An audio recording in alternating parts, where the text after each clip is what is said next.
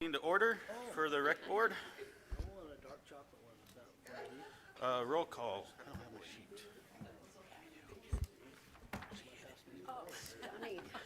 All right. Ashley, Here. Present. Mandy, Present.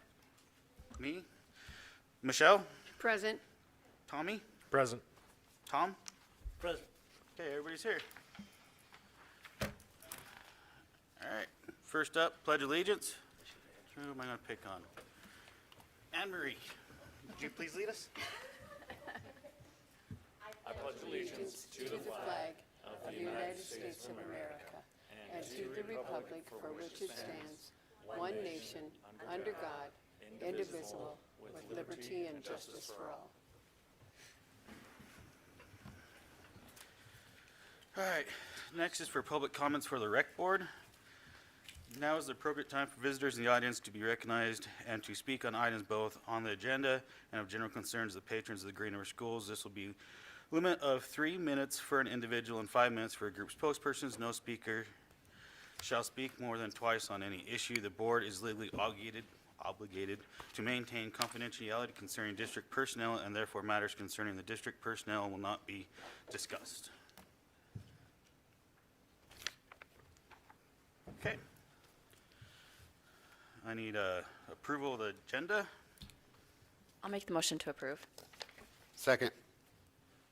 Is that you first, Ashley? Yes. Okay. Ashley and Tate. Approval of our consent agenda. So moved. Second. Okay. And no goals, no bids. You have to do all in favor. Oh, crap. Okay. We'll go back to number 3. All in favor? Aye. Aye. Any opposed? Any opposed? Approval of consent agenda items. We already got motion second. All in favor? Aye. Aye. Any opposed? Okay. No goals, no bids. Mrs. Harder. Okay. Sorry. Good evening, Chairman Flom, Superintendent Dr. Cooper, and Board of Trustees. This is the Rec Board amendment. It is updating the budget to reflect the total amount spent on the Wolves Stadium scoreboard. So it went from $176,870 to the $177,252, which is only a $382 difference. However, I wanted it to reflect what we actually spent. So. Okay. Approval of the, any questions? Ms. Harder, I do have a question. What were those increases due to? There was some electrical that needed to be, to get the electrical to go from the stadium to the scoreboard. So that was the increased cost there. Thank you. You're welcome. Any other questions? Second. We got it first. We got him. Tom second. I move to approve the budget amendment. We got a second for Tom. All in favor? Aye. Any opposed? Okay. Move on to the presentation of the budget. Okay. So you have before you the 2026-2027 preliminary budget. The Sweetwater County School District Number 2 annually by statute can approve up to 1 mil levy for this rec board. This will be our 16th year. Revenues are projected to raise $1,112,607 based on the district's current assessed valuation, and I will have an updated assessed valuation to you in July. With the interest, it is a total revenue of $1,192,607. Of that, reoccurring expenses are $961,244. Community grants expenses are $270,129 for a total expense of $1,231,373. which includes 109,253 that is set aside for the turf fields, with a fund balance of 3,032,642. Are there any questions?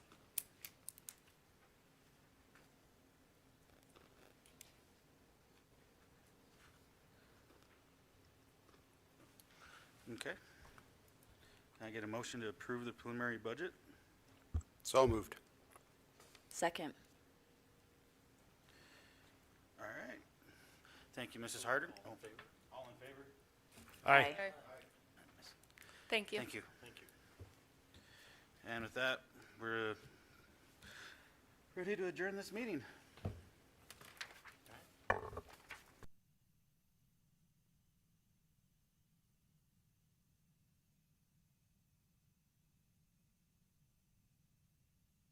All in favor? Aye. Aye.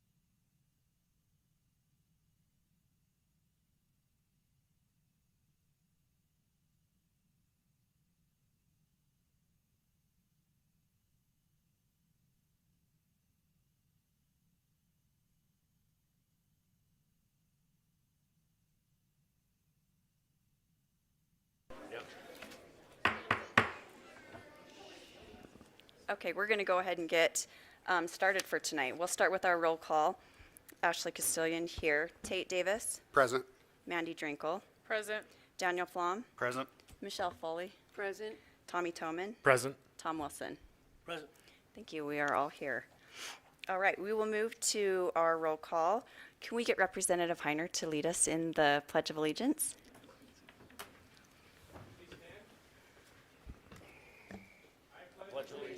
To the flag of the United States of America and to the republic for which it stands, one nation, under God, indivisible, with liberty and justice for all. Thank you.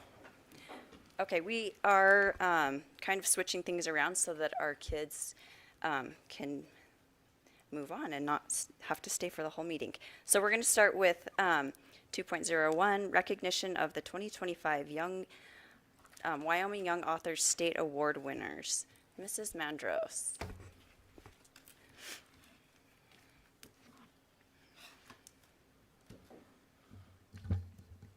Okay.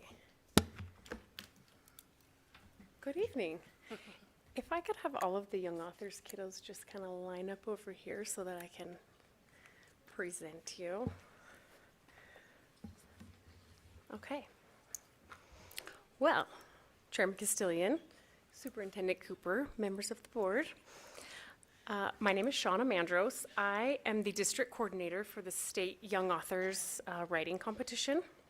And I'm here to honor Sweetwater 2's state recognized authors. So we had the highest participation in quite a number of years in our Young Authors program this year.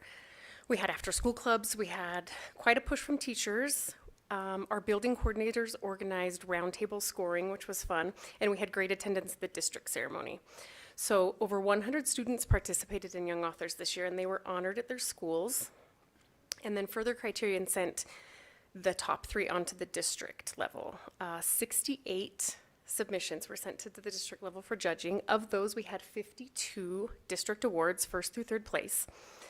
So we only send our 1st place winners on to the state competition. We had 28 submissions that we sent on to the state, and of those 28, we have 16 results back. The state only awards 1st place, but in some genres and grade levels, there are honorable mentions. So in Green River, we have 14 honorable mentions and 2 1st place state winners. So I'm going to start with honorable mentions, and I have their certificates and ribbon from the state. So in a category for graphic novel, 5th grader Bailey Moon.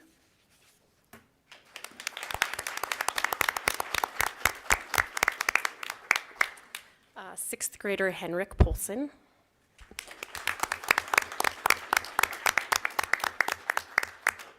And 12th grader Elena Muthing.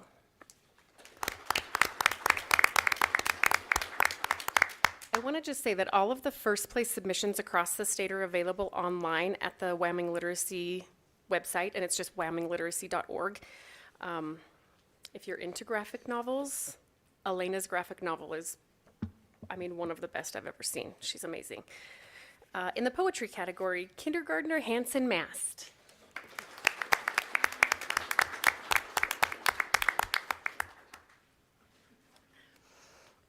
Second grader Ben Brownlee. 4th grader London Welling.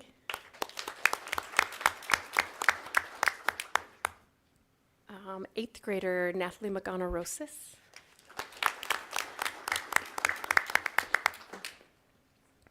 And 11th grader Emma Johnson.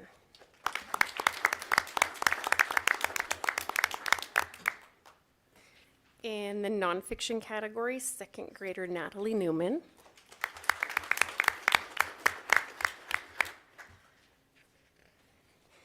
'11th grader Madeline Thomas.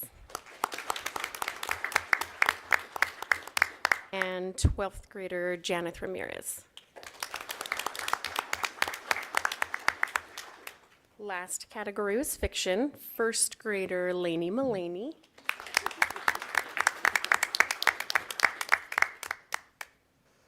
Second grader Tessa Northrup.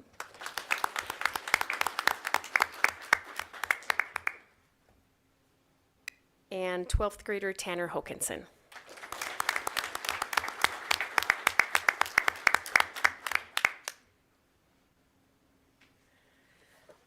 So one of our first place state winners, Madison Mitchison, she's a 7th grader, and I know she has a dance recital tonight, so Sydney Hooten's going to deliver that to her tomorrow. But our other first place winner, 3rd grader Nora Redden.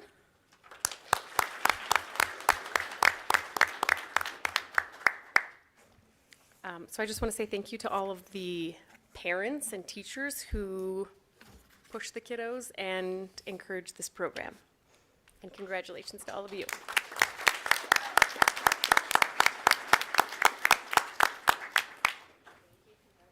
Congratulations, and you guys keep writing. Can we invite all of the young authors to come up and we'll take a picture with you?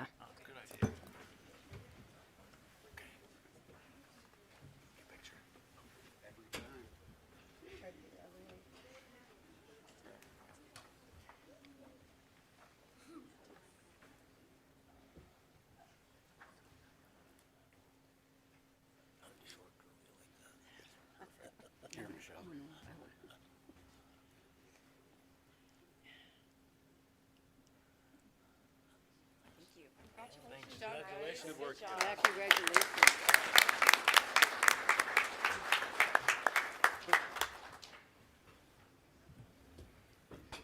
Okay, next we will have recognition of GREA scholarship recipients. Christy Borchard.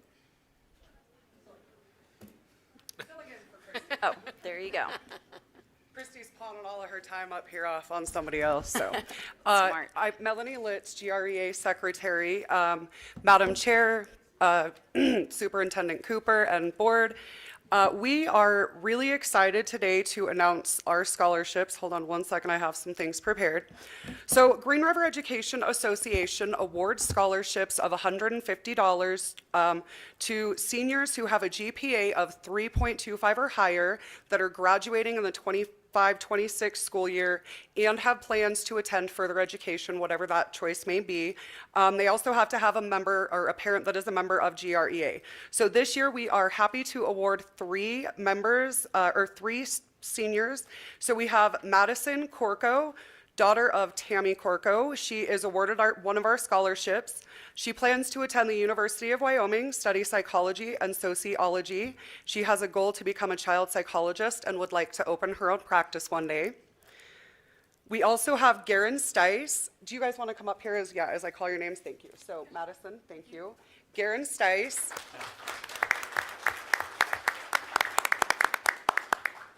So Garen is the son of Annie and Shane Stice. He plans to work this summer and then is going on to attend University of Wyoming. He wants to study and become a social worker. As he works towards obtaining a bachelor in social work, he would like to earn his master's and wants to work in the school setting in the future, so kind of following in his parents' footsteps. Congratulations.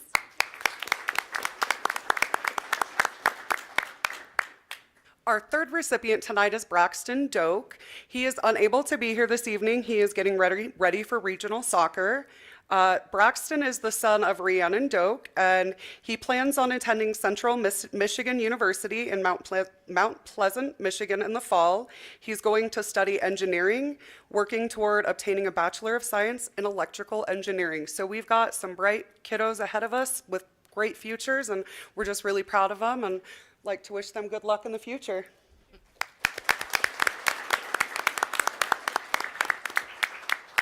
Thank you, congratulations. Okay, next we have recognition of Skills USA state winners, Mrs. Kalinsky.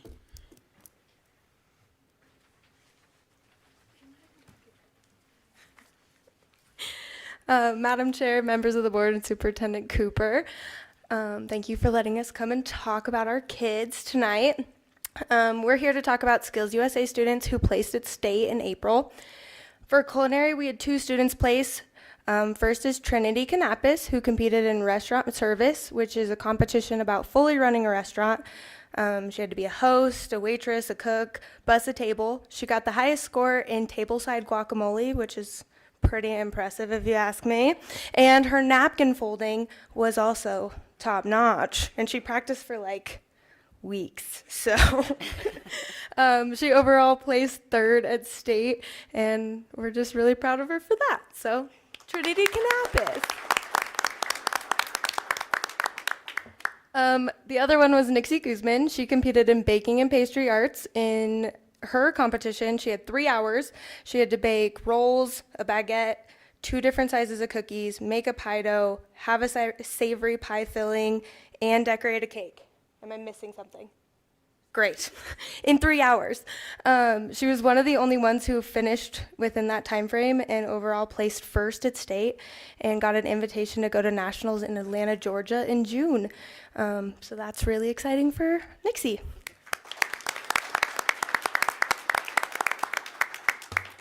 And then we had our third one, which I'm going to have Miss, I don't want to mess your name up. Miss Buzanel. Yeah. And Weston Green here, he took home gold at State Skills USA. He did an amazing job. They had to weld around a pipe. It was all position. He did around a pipe in 2G, vertical up 60-10, flux core welding, as well as TIG welding. So he did an amazing job. We have another one coming up, so let's wish him luck.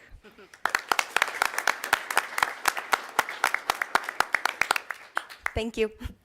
Thank you. Congratulations, you guys.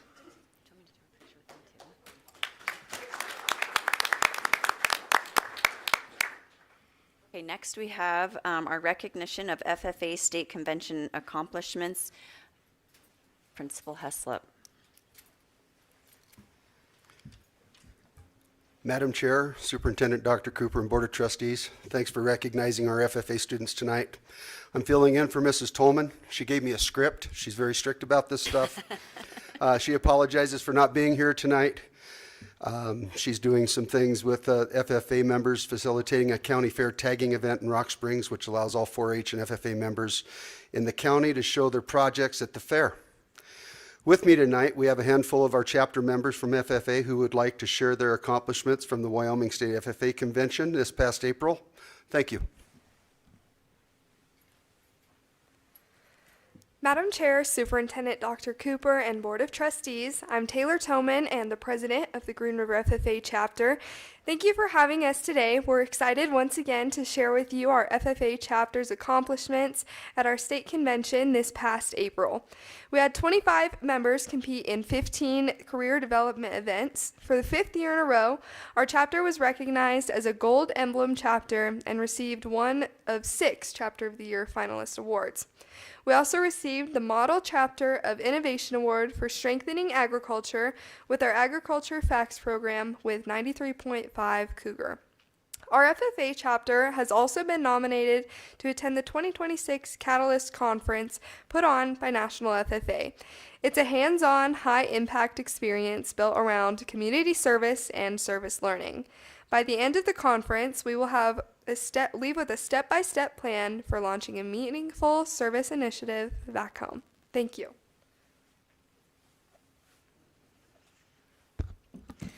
Madam Chair, Superintendent Dr. Cooper, Board of Trustees, I'm Colby Brownlee, the Vice President of our chapter. I would like to share with you our team accomplishments this year. This year, our horse evaluation team, made up of Taylor Toman, Madison Coudrain, Malia Swanson, and Kimiko Buckendorf, placed 10th overall, and Taylor was a 4th high individual. Our environment and natural resources team, consisting of Madison Corco, Paige Brady, and Liam Allison, and Madison Coudrain, placed 5th overall. 7th land judging, tied 1st in GPS, and 7th in team activity. Thank you.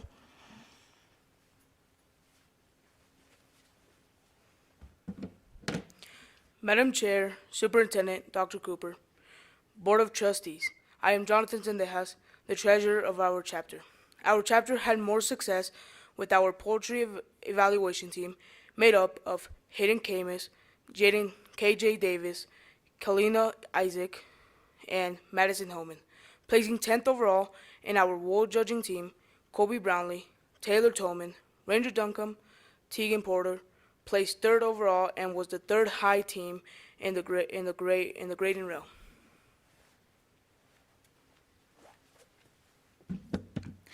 Madam Chair, Superintendent Dr. Cooper, and Board of Trustees. I am Lucy Stanton, the Secretary of our chapter. I was our chapter creed speaker and was a top 10 finalist in the state. Taylor Toman placed third at state in extemporaneous speaking. And Stevie Weiner had a gold emblem agri-science fair project that will move on to the national level.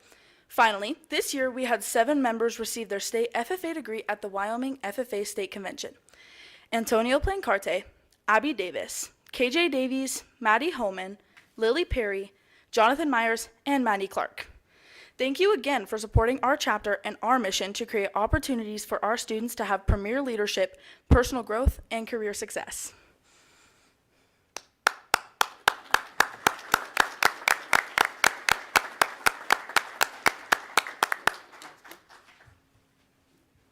Great job, you guys.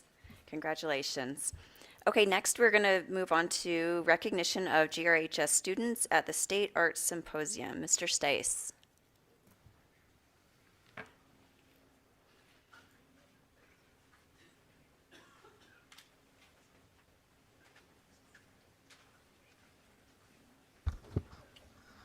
Hello, I brought some people with me. Chairman Castillion, Superintendent Cooper, and the whole board. I've got a slideshow for you. This year, so it's a little over 10 years now. I think it is 11 years we've had a visiting artist program. And this is really what leads to our success at the State Art Fair. This year we hosted Jenny Reeves Johnson from Lander, and she is, just picture the most eccentric, fun grandma in the world, and that's her. She taught us how to make these big giant globe things, and we had a ball doing that. So she was here for 2 days, the most energy of any human ever. Oh, look, there's my 2 little boys. So they were all very busy building these huge things that really didn't, Jenny was texting me constantly after the workshop. Can I see pictures? I need progress pictures. So it was really cool to see her just fall in love with the kids in our program and the culture we have. She just thought it was great, and I think they're great too.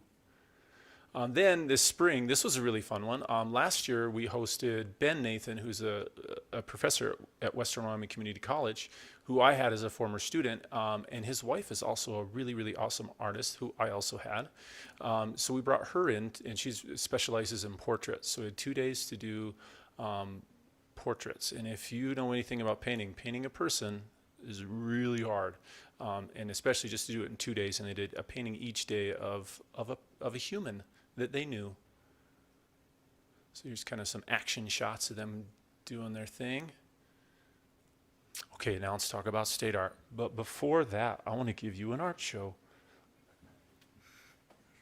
So this is a little sample. Now, anybody in the audience, you're welcome to come up to our show. It's open tonight, it's open tomorrow, and then Thursday till noon.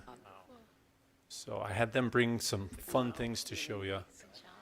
I don't have any paintings because those are awkward. They're big and weird, so these are handheld. Okay, let's go over some fun stats.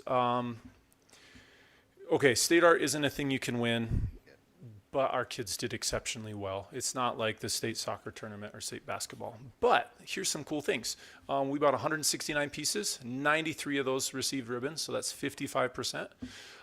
During our business meeting at the end of state art, they give out a stat sheet that has all the other schools' information, and we had the highest percentage of ribbons of any school in the state. That's the first time we've ever done that since I've been teaching. I don't know about the past before then, but I know we've had a strong tradition for a long time.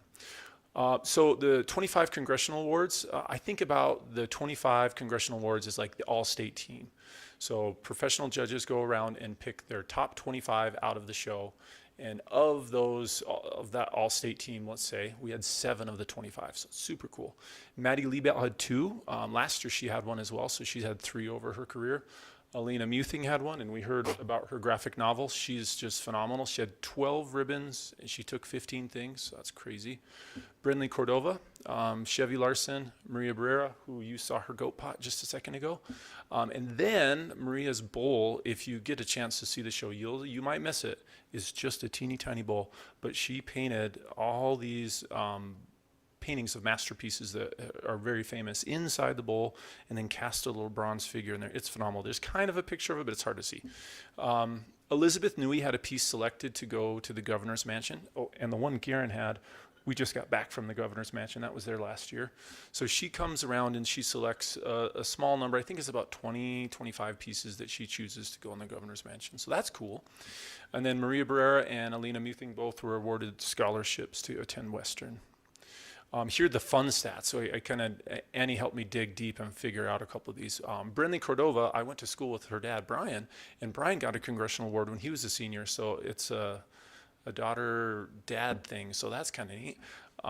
This one is one that Annie figured out. This is really, really cool. So we had 54 kids send pieces to State Art, and 40 of those 54 received a ribbon on something.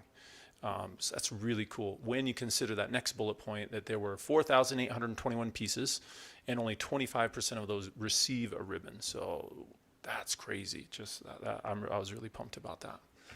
I think that's all I have. Oh, I got pictures. So this is at State Art. This is their pieces. So they display the Congressional Award pieces kind of at the back of the event center on special tables. So I took pictures of them and a couple other shots. And these are all up at the gym if you guys want to come check them out. And this is the one that you might miss. This is the bowl. This was the best in show. It looks unassuming, but when you look close, it is remarkable, the details she put in it. So, yay. Oh, there's even more. I kind of went crazy with pictures this time. And there's them getting their award for their scholarship. Oh, group shot. Happy family. Look at them all. Okay, now I'm done. Thank you very much for letting me share all this awesome stuff. I have a question for Mr. Stice. Oh, yes. This stuff will all be on display. So tonight, Wednesday night, we had extended it today. Usually we're done Wednesday, but we extended it through Thursday. We'll, I think they're going to start tearing down about noon on Thursday. So. Okay, so the industrial and it's art free show admission. is- Come up. Okay. Yeah. Thank you. Thank you.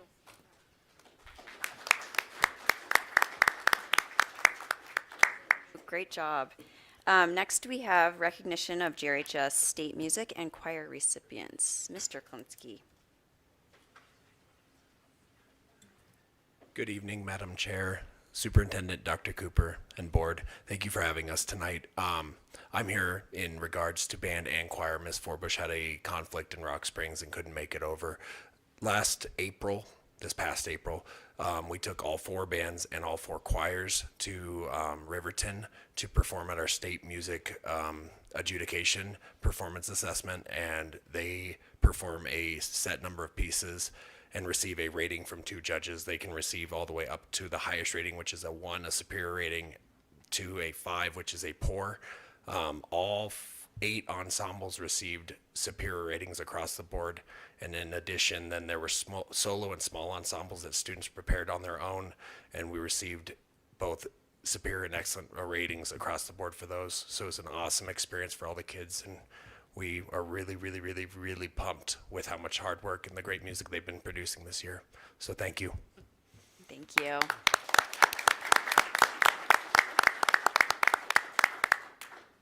Great job. Next, we have recognition of our crossing guards. Dr. Demery.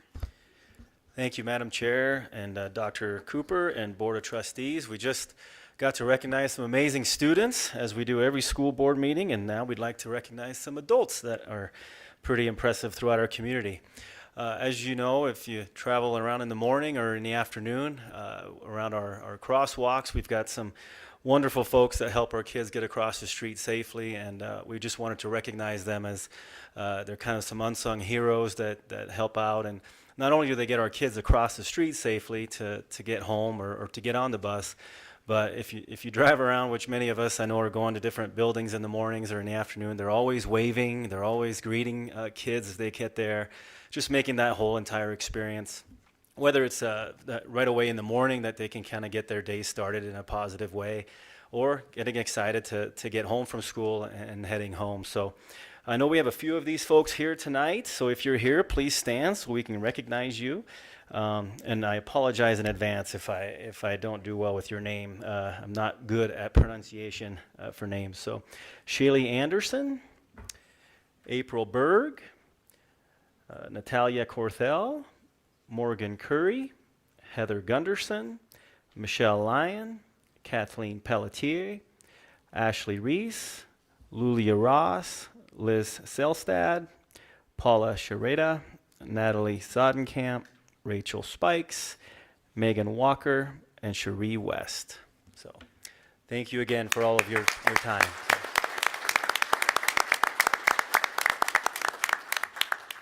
Thank you, and thanks for keeping our kids safe. Next, we'll move to Give Me a Buck, drawing Dr. Cooper. Okay, this time in the evening, we draw a name out of the hat to recognize one of our staff members at random, and they will receive chamber bucks tonight. Let's see who we get.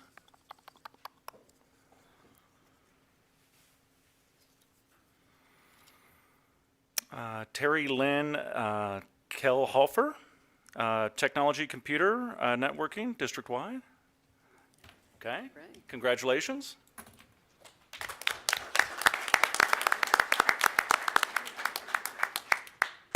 Congratulations. Okay, now is the appropriate time for visitors in the audience to be recognized and to speak on items both on the agenda and of general concerns to the patrons of Green River Schools.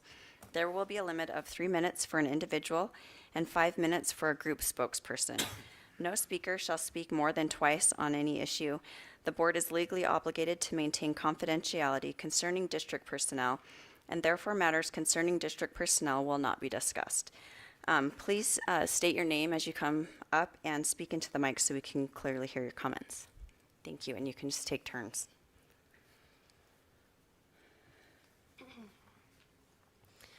Good evening, members of the school board. My name is Anna Kimball, and I am an assistant coach for the Green River High School tennis team, and I'm here tonight to ask you to reconsider the cutting of the spring tennis program. This is a program that has grown tremendously over the years and continues to positively impact students both on and off the court.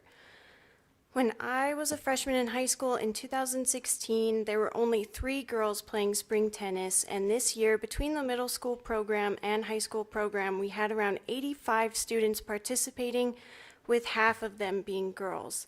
That kind of growth shows that tennis is something students want, something families support, and something that is making a real difference in our community. The middle school program is especially important because it directly feeds into the success of the high school team in the fall season. A perfect example of this is Lucas Arnold and Caden Olson. They both played in the middle school program and as freshmen placed second at regionals in number 2 doubles. Their success helped our boys team win regionals overall this past fall, and without that developmental program at the middle school level, those opportunities and achievements may not have happened. But beyond wins and trophies, tennis changes lives, and it has changed mine. As a player and now as a coach, this sport has shaped who I am. It has taught me patience, it has taught me forgiveness, and it has taught me how to stay calm under pressure and how to keep going after failure instead of giving up. These are skills I still use in my daily life, and now I get to teach those same skills to kids. We teach them how to handle frustration without falling apart. We teach them how to support teammates, how to work through difficult moments, and how to believe in themselves even after making mistakes. I have watched students grow into leaders through this program, and I have watched kids who struggle socially find belonging on the court. For many students, this is more than a sport. It is a safe space, a support system, and something they genuinely look forward to every day. I also understand the financial concerns, and I would like to offer possible alternatives instead of eliminating the program entirely. To help reduce costs, we can eliminate assistant coach pay. I would be more than willing to volunteer to coach. We can eliminate overnight trips and also discuss additional fundraising opportunities. I would love to work together for this, and cutting spring tennis would not just remove a sport, it would remove opportunities, relationships, mentorships, and a program that has clearly demonstrated growth and value within this district. I respectfully ask that you reconsider this decision and work with the community to find another solution. Thank you for your time.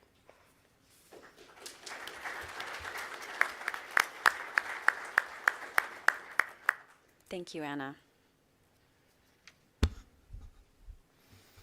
Madam Chair, board members, thank you for your service. I appreciate all that you guys do. My name is Scott Heiner, representative from the state of Wyoming. And I wanted to follow up a little bit about activity funding. It was never the intention of our recalibration committee or the legislature to reduce funding for activities. But many times when you pass a large bill of legislation, there are some unintended consequences that you didn't catch. This is one that we did not catch. So when we changed the funding model from a school-based enrollment to a district-based enrollment, it changed some of the semantics of that funding. And no one caught that. 93 legislators, the governor's office, WDE, many of the school districts did not catch that. That was brought to my attention about a month ago. We have placed that on the agenda for our next recalibration meeting in the afternoon of June 25th to discuss activity funding and what we can do to resolve that. Additionally, I've talked to the state superintendent, Megan Degenfeller, about, as we're all aware, they're writing the final rules for the funding model. That's expected to come out in June sometime. I've talked to Superintendent Degenfeller about possibly writing those rules such that co-curricular activities can be funded out of the silo. Now, co-curricular activities are actually just an extension of the classroom, so that fits very nicely. So FFA, marching band, art, speech and debate, those things could be funded out of the silo if it's so written in the rules. And she agreed with me, but we won't know until June when those final rules come out. So, Madam Chair and board members, what I would ask is that you do not cut any programs at this time. Let us fix the problem.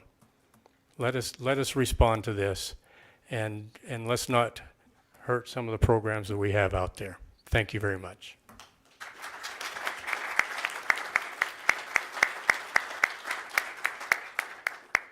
Thank you. Good evening, Madam Chairwoman, Superintendent Cooper, and all of the esteemed board members. I'm Victoria Hemphill, and I am here this evening on behalf of my sons, Noah Hemphill and Drew Hemphill. I am here, like many others, in regards to the proposed budget cuts for extracurriculars. On one hand, I was ecstatic about the school funding recalibration. I want quality teachers to work with my kids, and Wyoming has to offer competitive salaries in order for this to happen. On the other hand, the negative side effects are already painfully being felt. In the preliminary budget update, you asked stakeholders to research, quote, review the 2026 WEA legislative scorecard to see which legislators support public education and with school board members and talk about how various bills have or will impact our students. Here I am speaking to my board about how these bills are already impacting our kids. You asked us to advocate, reach out to regional legislators and express concerns regarding the lack of funding for activities. I have emailed Stacy Jones, John Kolb, Scott Heiner, imploring them to save our extracurricular funding. The Cowboy State Daily published an article quoting Heiner saying, "So what I'm asking is that the school districts don't cut programs immediately, give us a chance to fix this next season." Senator Chris Rothfuss of Laramie said, "That's something we should revisit and increase." Activity funding is already on the agenda for June 25th. Sweetwater County School District 2's final approval is July 14th. But what if? What if our politicians don't follow through? What if my children rely on you to help save the programs that they love instead of relying on legislators? My last and greatest hope is that this board, these parents, these coaches, these spectators and cheerleaders of our children will make decisions that save our programs. I count on you because I know you and I know you care about children. I have letters, emails, testimonies, and so much more that I can share with you, all of them telling the significance of indoor track as well as others. However, I don't believe that you need to read these stories to feel the impact that the cut will have on my son and many others. Please reconsider and do not make cuts to the sports and activities unless absolutely necessary. Financial challenges are hard, but I have faith in us. Thank you.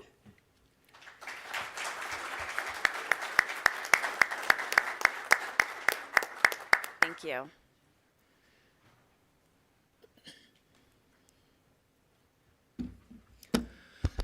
Good evening, members of the school board, administrators, and community members. My name is Jeremy Neal, and I am speaking on behalf of students across multiple programs impacted by recent budget cut reductions, including athletics, speech and debate, theater, and other extracurricular activities. We understand that budget decisions are difficult, and we are not here to ignore that reality or demand the impossible.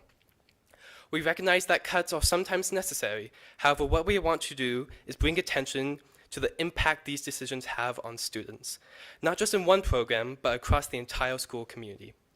For many of us, these activities are not extras. They are the reasons we stay engaged in school. They are where we learn leadership, responsibility, teamwork, confidence, and creativity.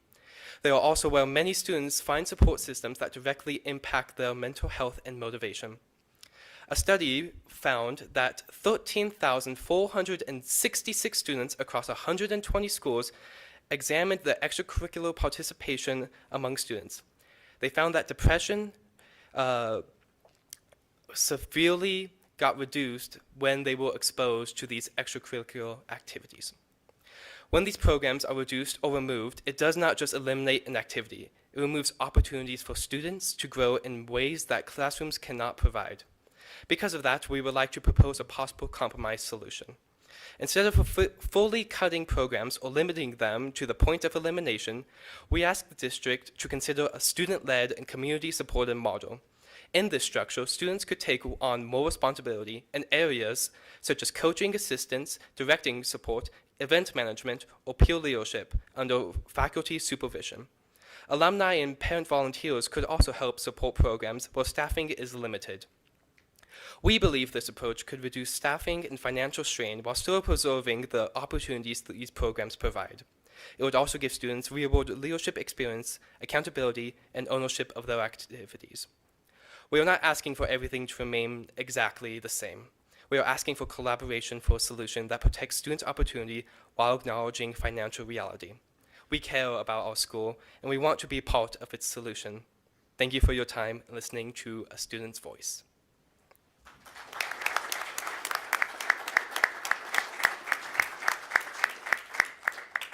Thank you, Jeremy.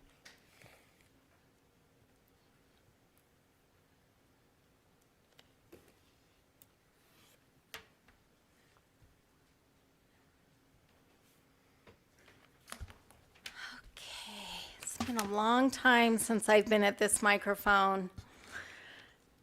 Oh, Madam Chair, members of the board, thank you for hearing my thoughts. I'm kind of a little concerned because this week I was made aware of an email that went out district-wide that I didn't receive, and I'm wondering why I didn't receive it. I, like many here, am asking you to please find a way, use your reserves, whatever, to keep activities whole for this year till recalibration can meet and we can have another legislative session to fix the activities funding. On this email, there's a reference to transportation and student safety. And it says driver shortages. So I'm sure you all know that driver shortages have been happening nationwide for years, right? And we've gotten through it. And to say that we're gonna reduce activities or reduce bus trips, whatever, because there's a risk of accident increases, I think that this is misleading. And I think that you're gonna lose more drivers because they rely on activities for their wages every week. Our activity drivers are incredible. Please don't use incidents that have happened recently as an excuse to cut. The key is to make sure the drivers are ready. Then how to get involved. And the WEA legislative scorecard to see which legislators support public education. To say that, what the WEA thinks means we don't support public education is simply a lie. It's court mandated that we get recalibration, some sort of recalibration done. And it's because of things like this that it hasn't happened in 15 years. When I have coaches and educators tell me that they aren't getting paid enough, this is before I was a legislator. And whereas legislators down there making millions of dollars because teachers aren't being paid enough, that was number one priority last year in recalibration. Number one. I'm asking you not to do anything with the activities as of now, and to let the recalibration committee work through this and let the legislature work through it in the next session. Thank you.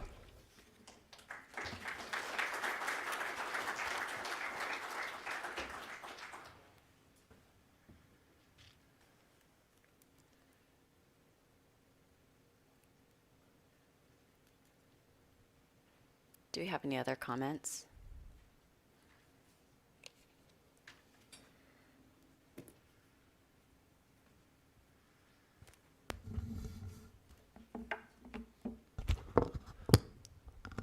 Madam Chair Castilian, Superintendent Dr. Cooper, and Board of Trustees, thank you for hearing us tonight.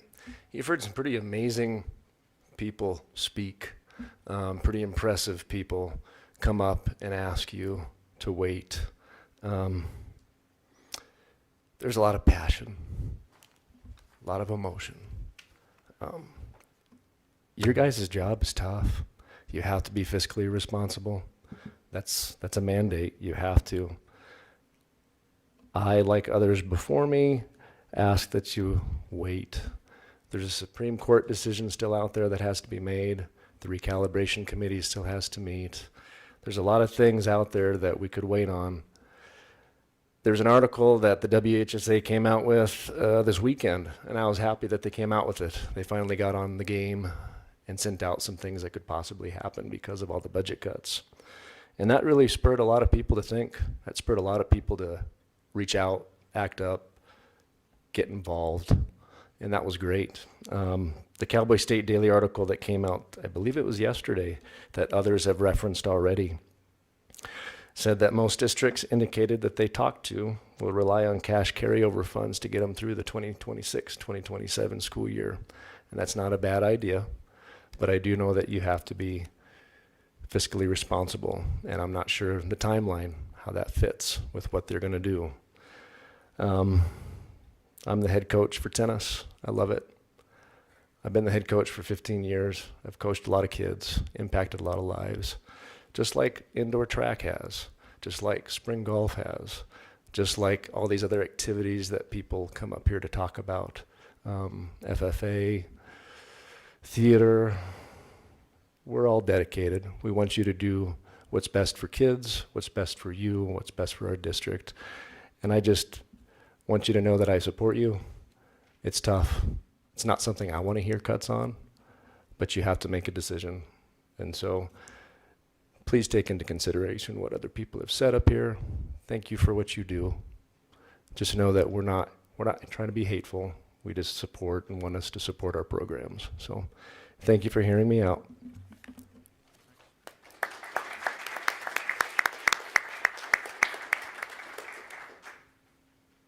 Do we have any other comments? Okay. Ashley? Yes. I have a quick question for Representative Heiner. The June 25th meeting, is that open to the public? It is? Okay. I urge everybody that's here tonight, everybody that has gotten up and spoke tonight, I appreciate all of you, all the students, just to stand here and show your support for our district.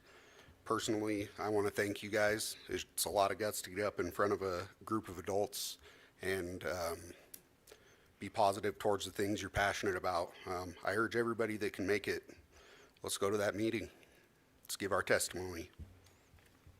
Thank you. I have a little statement too. I just want to thank everyone for speaking today on behalf of the activities and athletic programs that you love. It is helpful for us as a board to hear from you, and we appreciate your personal stories of how these programs have enhanced your life and your child's life. We do not take these decisions lightly. We share your commitment to ensuring Green River remains a community where every student has a place to belong. These programs not only teach our kids how to play a sport or participate in their specific activities, they give our students a place to develop communication skills, learn to work well with others, have opportunities to succeed and fail, and then learn from those experiences. We know that behind each budget decision, there are children, coaches, and sponsors who are being affected. We are working hard to make fair and reasonable decisions by ensuring that no single group bears the entire burden of these state-mandated cuts. Our goal is to maintain the wide range of opportunities that make our school district special, even if the volume of those opportunities must be adjusted. Thank you again for advocating for and supporting our students. We appreciate your input and suggestions and are striving to make these hard decisions with the least student impact as possible. The budget will not be finalized until July, and we are taking into account the ideas and suggestions we receive and are continuing to monitor the legislative decisions. Legislators have stated that they are revisiting these shortfalls in their June meeting, and we are hopeful that they will listen to students, parents, and community members and school districts about where the funding adjustments are needed and have come up short. And we invite our local legislators to contact the school board members and administrators to discuss how recalibration specifically impacts our district. We do plan to have a board workshop to discuss the activity funding as a whole. With that, we will move on. I need a motion to approve the agenda with the removal of 2.08, 4.05, 4.06, 4.08, 9.03, and 10.10. A motion to approve the agenda as amended. Moved by Tom. Second. Second by Michelle. Any discussion? All in favor? Aye. Aye. Any opposed? Motion carries. Next, I need an motion to approve the consent agenda items. So moved. Moved by Mandy, Second. second by Tate. Any discussion? All in favor? Aye. Aye. Any opposed? Motion carries. Okay. Next, we have the Green River Education Association 5.01, consider ratification of interest-based negotiation agreement. I was going to say Christy Borchard, but she delegated again. Hello, Madam Chair, Dr. Cooper, and Board of Trustee members. It's so nice to see you. When we do, as the GREA, appreciate everything that you guys do for teachers and staff on any given day. We know it's hard, especially in years where budgets are concerned, and it's something you have to work with every year, unfortunately, like the rest of us. The real world hits with money. Anyway, what we wanted to let you know, couple things. I am the newest member of the executive board. I'll take the secretary position as one of our lovely members will be leaving and moving back to Cody, home for her. So I'm happy to take this position on and add it to my duties as an interventionist at Harrison School. We also wanted to let you know that the GREA members have voted in favor by 98% for ratification of the newest contract options. So thank you for that, and we'll turn that back over to you guys to continue on your path. Thank you. Thank you so much. Make a motion to approve that, right? Sure. Okay, so can I get a motion to approve the interest-based negotiation agreement? So moved. Moved by Michelle. Second. Second by Tom. Any discussion? All in favor? Aye. Aye. Any opposed? Motion carries. Thank you. Next, we have district goals and leadership activities, 6.01. Just a reminder of the walkthrough and senior send-off Tuesday, May 19th. The seniors walk through each elementary, middle school, and the CDC and high school throughout the day, starting at 8:40. And you're invited to that. 6.02, reminder of Expedition Academy graduation is May 28th at 7 p.m. That is at Lincoln Middle School in the auditorium. And then the Green River High School graduation is May 30th at 10 a.m. at the stadium. Also, we had all submitted for the board retreat date. The most voted on, sorry, it was Wednesday, July 8th from 4 to 8 p.m. Is that good with everyone still? Are we doing it, do we know where we're doing it? College? WWCC, yeah. Okay. The college right Same here. as last year? Okay. Last year. 4 p.m.? 4 p.m. to 8 p.m. July 8th. July 8th, 4 to 8. Okay, and we'll send out a reminder for that too. Next, personnel. 7.01, consider approval of certified retirement requests. Mrs. Cubby. Good evening, Madam Chair, Superintendent Dr. Cooper, and Board of Trustees. I don't believe we have any resignations or retirements this evening to share. So if I'd like to move to 7.03. Perfect. Once again, our principals and our staff have been working extremely hard to conduct interviews and dig thoroughly into applications, as well as conducting interviews, where many of these interviews then ask these candidates to perform and teach in front of them, finding the best fit for our school district. So at this time, I just thank them for their work behind the scenes, making sure they are going to be ready for the 26-27 school year, which unfortunately will be here quickly, I believe. So at this time, I would like to recommend David Huntsman, our English drama teacher. This is a one-year only contract for Green River High School, as well as Caitlin Ryder, social studies teacher at Green River High School. Sarah Hudson, a special education teacher at Lincoln Middle School. Braden Walk, special education teacher, Lincoln Middle School. Sydney Hosford, special education, Lincoln Middle School. And Brennan Walk, PE and health teacher at Lincoln Middle School. I appreciate your consideration for approval of these new certified contracts. Thank you. Can I get a motion to approve the new certified contracts for 2026-27? So moved. Moved by Tom. Second. Second by Tommy. Any discussion? All in favor? Aye. Aye. Any opposed? Motion carries. Thank you. Next, we have 8.01, summer school update. Dr. Demaray. Thank you, Madam Chair, Dr. Cooper, and Board of Trustees. It's obviously that time of year, and we just wanted to give you kind of a quick rundown on different summer school options that our students will have here coming up in a few weeks, just so folks are aware of which buildings will be in use, so they can be careful when they're driving around this summer and know that they're in action. So our elementary summer school session is going to run from June 9th to July 16th in collaborating with Julie Cobb, who's our summer school coordinator for the elementary program, and visiting with our staff, really trying to give all of our students really a month before they come back in the fall. So we tried to shorten that up a little bit. And again, that's in the mornings on Tuesday, Wednesday, and Thursday. There's breakfast and lunch available at Monroe Elementary. And transportation's available for those students as well. It really works well because our GRASS program through the City of Green River is also at Monroe, and so many of those students are able to attend summer school in the morning and then join those city activities in the afternoon. We also have something new this year where we're going to be offering music class along with PE for all of our students that are in our PE or in our summer school program, so we're excited for that collaboration. For our middle school, they'll be at the high school once again like they were last year, and they'll go from June 4th to July 2nd. They're also in the morning on Monday through Thursday from 8 a.m., and they also go a little bit into the afternoon after lunch, and then they go till Friday, 8 to 11:30.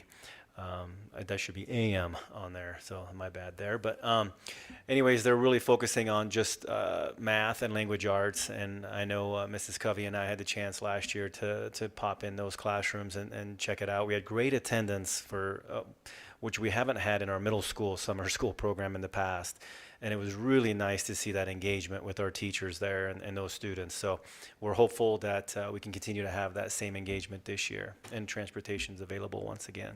Again, that's at the high school, and it runs right after our school year ends, all the way till July 2nd. Same with our high school. Again, this is a credit recovery opportunity for our students, for both Green River High School and Expedition Academy students. Same timeline as our middle school, 8 to 2, Monday through Thursday, and then 8 a.m. to 11:30 a.m. on Friday. And the nice part, just if you're not aware, is that students come if they need to recover credits.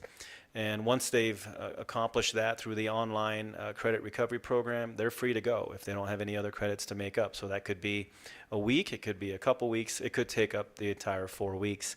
If they do finish a class and they have another one that they need to make up, they can get enrolled in those courses. And so students have the availability to make up multiple credits if need be. So I've had pretty good success with that. We also teach some of the content in person. We have Wyoming history that's being taught in person once again. And we have many teachers in our content areas that take small groups of students throughout that session to really work on skills, so they're not just sitting on a computer for that entire time that they're in summer school. They're able to get real actual, instruction from our content specialist. And breakfast and lunch is available at the high school as well. Our special education program, extended school year, runs from June 9th to July 16th, similar to our elementary summer school program. We have these at Monroe, Harrison, Truman, and the high school. We may also be having one at Lincoln, depending on if we have some students attending. We're still getting those final confirmations from families. But really, these are 2 sessions, one in the morning, one in the afternoon, for our various programs that we offer throughout the district. And they're specifically working on individual IEP goals for that. We also have, as I mentioned, a breakfast and lunch at Monroe and high school. I believe maybe Washington as well, but I'm not sure if it was last year, but I don't know if it's a school. I don't think so. So anyways, those are the programs that we'll be offering there. And then towards the end of summer, right before we come back, our ELL Jumpstart program. It's an all-day program. There's 2 sessions, depending on their grade levels. And they work on English language acquisition. And so that'll run from July 28th to August 8th. And again, that's at Monroe. That's where our ELL program is, and they're able to have breakfast and lunch as well. So that is it. Any questions for us? Just a quick rundown for you. Nice job. Really Thank nice you. job. Yeah, great job. Thank you. Thank you.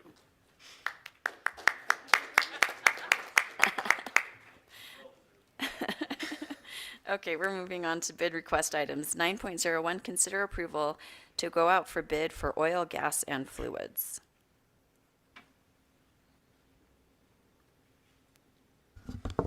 Madam Chair Castilian, Dr. Cooper, trusted members of the board, on behalf of the Transportation Department, I would like your approval to go out for bid for our fleet fluids. This includes our fuel, our oil, DEF, and antifreeze. This is for all of the district fleet vehicles. Thank you. Can I get a motion to approve to go out to bid for oil, gas, and fluids? I move to approve. Moved by Tommy, Second. second by Mandy. Any discussion? All in favor? Aye. Any Thank you. opposed? Motion carries. Next, consider approval of RFP for food, non-food, and produce.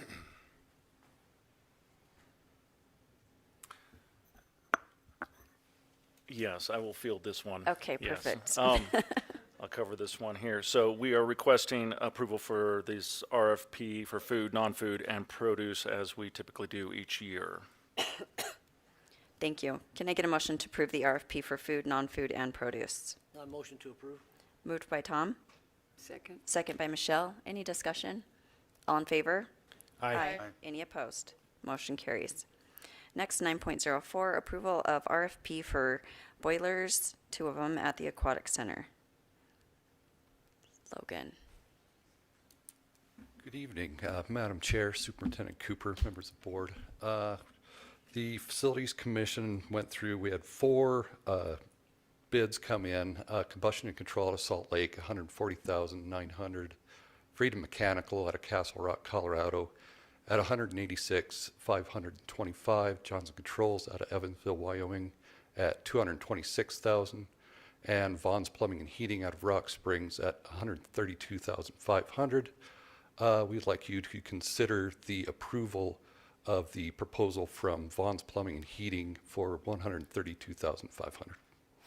Just to be straight, Logan, we've worked with them before and they've done a very good job. Is that Yes, correct? yes, they do excellent work, and they're a local Sweetwater company, so it's great. Thank you. Can I get a motion to approve the RFP for the boilers at the Aquatic Center to Vaughn's Plumbing and Heating for $132,500? So moved. Moved by Tate, Second. second by Michelle. Any discussion? All in favor? Aye. Any opposed? Motion carries. Next, hear an update on the district garage sale. Yeah, it's just kind of a public service announcement.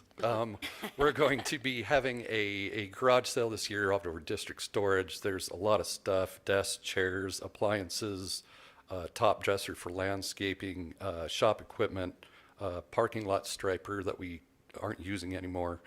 Also, our transportation department is going to be putting up some vehicles for bid.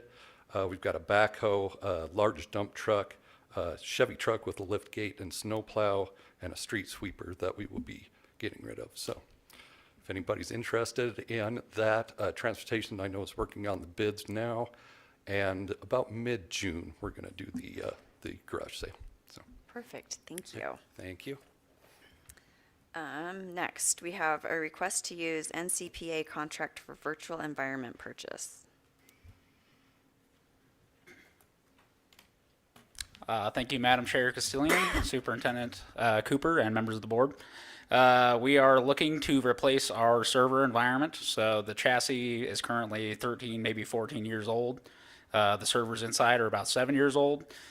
And also at this time, we're looking to get away from VMware, which has tripled in price for licensing over the last 3 years. So we're looking to use, or to get your approval to use the NCPA purchasing contract 01-130 with 954 Consultants to purchase 3 server clusters and to get 5 years of hypervisor licensing, which over the next 5 years will save us about $100,000 currently on what we're paying for licensing. So we'd like to do this because we're anticipating in June that prices are going to go up even further for the hardware. So we're locked in until June. So anyways, this is not to exceed $252,902.90. Thank you. Can I get a motion to approve the NCPA contract for virtual environment purchase not to exceed $252,902.90? So moved. Moved by Tom, Second. second by Michelle. Any discussion? I do have one question, Mr. Williams. Yep. What are you looking at for alternate hypervisors? So right here is Scale Computing, and they run their own hypervisor, and they actually kind of specialize in education. So that's why it's significantly cheaper, and it's one of the cheapest that I've seen from what I've researched. Is that going to be a containerized environment? Yeah, so yeah, it'll be 3 servers in the cluster, and it'll run 27 servers. Yep. Virtual servers. Thank you. Any other discussion, questions? All right. All in favor? Aye. Aye.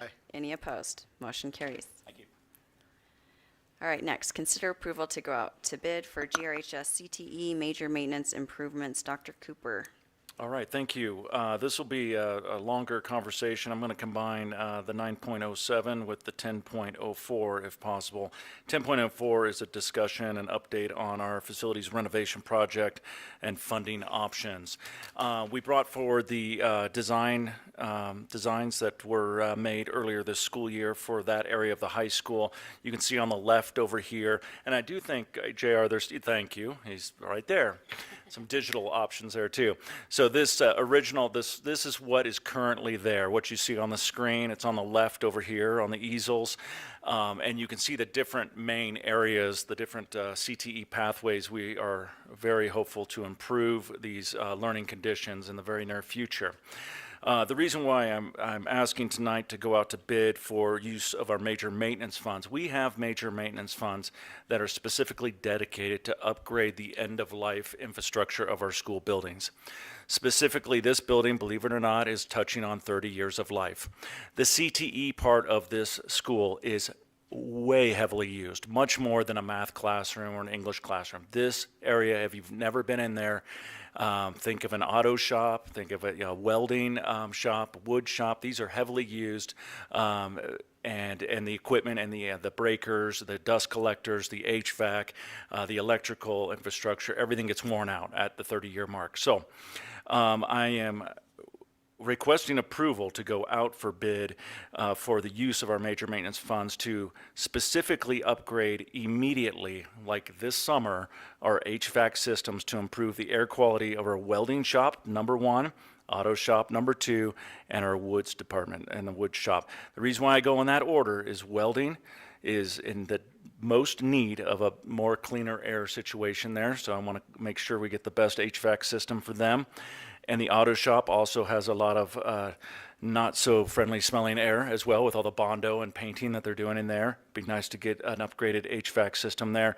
Woods, it's not only HVAC, it's more about a dust collector that we can also purchase through major maintenance funds. These are funds, again, that can only be spent on major maintenance. These can't be utilized for anything else in our budget. And they are earmarked specifically for this. And every July 1st, we get another batch of these dollars. So I just want to make it very clear, these are dollars that we've already been saving up, and we get more of these dollars July 1. That's happening. So tonight, the request for approval is specifically for that in this order: the HVAC systems, the electrical, the dust collector, and then possibly a couple of interior walls, some minor construction to make some of those spaces a little more usable, specifically in that welding area. If you look there, there's like a grinding room that they don't use anymore. It's too small and it's not functional anymore. If we took out those walls, we'd have more open space. The classroom there, we could move Rosie's classroom right across the hall into that other kind of reddish area on the left-hand side, still allowing the Ag and FFA to have multiple spaces for their classroom space. Then we could knock out the walls on the existing blue classroom that you see in the welding area there, and that little office area too. That alone, even if we just did that, would gain 1,000 square feet in that shop for additional welders, additional equipment, additional lines of sight for supervision for the teacher to see everything that's happening, and provide a clean classroom place across this hallway here is a moat. Everything to the north, or to the west, where the shops are, much dirtier environment, right? You're welding, you're cutting wood, you're bondoing. The other side of the hallway is all classrooms and computers and cleaner. So it's nice to keep those two separate. If you ever walk in that welding classroom, you'll know what I'm talking about. It's getting the residue and everything from the grinders and everything into that classroom. So it'd be nice to move that across the hall where the other CTE classrooms are. They do a lot of classroom work. Yes, most of their time they're in the shops, but they start each semester reviewing safety, OSHA Safety 10, things like that. There's a lot of classroom work. There's AutoCAD and other software programs they use to help get their design work ready before they then move across the hall into the shop and dive into the work. So this just helps logistically fix a lot of things I've just mentioned right there. So let's start with this approval first, and then I'll talk a little bit more about funding. Well, you know what? I'll just touch on funding options too. We cover everything. We can do approval and then just move right on to the next thing. We explored so many funding options. The picture to the right, the larger dimensions, and on the screen now, this is the dream. We worked with some architects back in the fall, and we worked with our teachers and everybody in our CTE community and developed what we need for a proper sized, fully functioning set of CTE shops to handle the volume of students that are very interested in this work and the demand for our industries to provide a workforce that is very much needed. So we need a little more room in these spaces. Ideally, this will happen someday. We can still do the major maintenance work this summer and into the fall and keep our eye on the prize, the bigger project later on. We tried for a federal grant. We didn't get it. We can try again next year, right, to fund the whole thing or a portion of it. We tried to use our pre-97 dollars and our reserve funds, which up until the recent legislation was passed, we were allowed to use for these kinds of projects. Now with the new recalibration of the new state model, we are no longer allowed to use pre-1997 dollars that we've saved for 3 decades for specific things like this, and we're no longer allowed to use any additional resources, reserves in our accounts for capital projects. we have to, if we're going to go to this scale and we're going to go through this, we have to go through the state construction project, which is a multi-year process, and they come back and tell you what you're allowed to have and what you're not allowed to have. In a sense, they've just taken your local control away.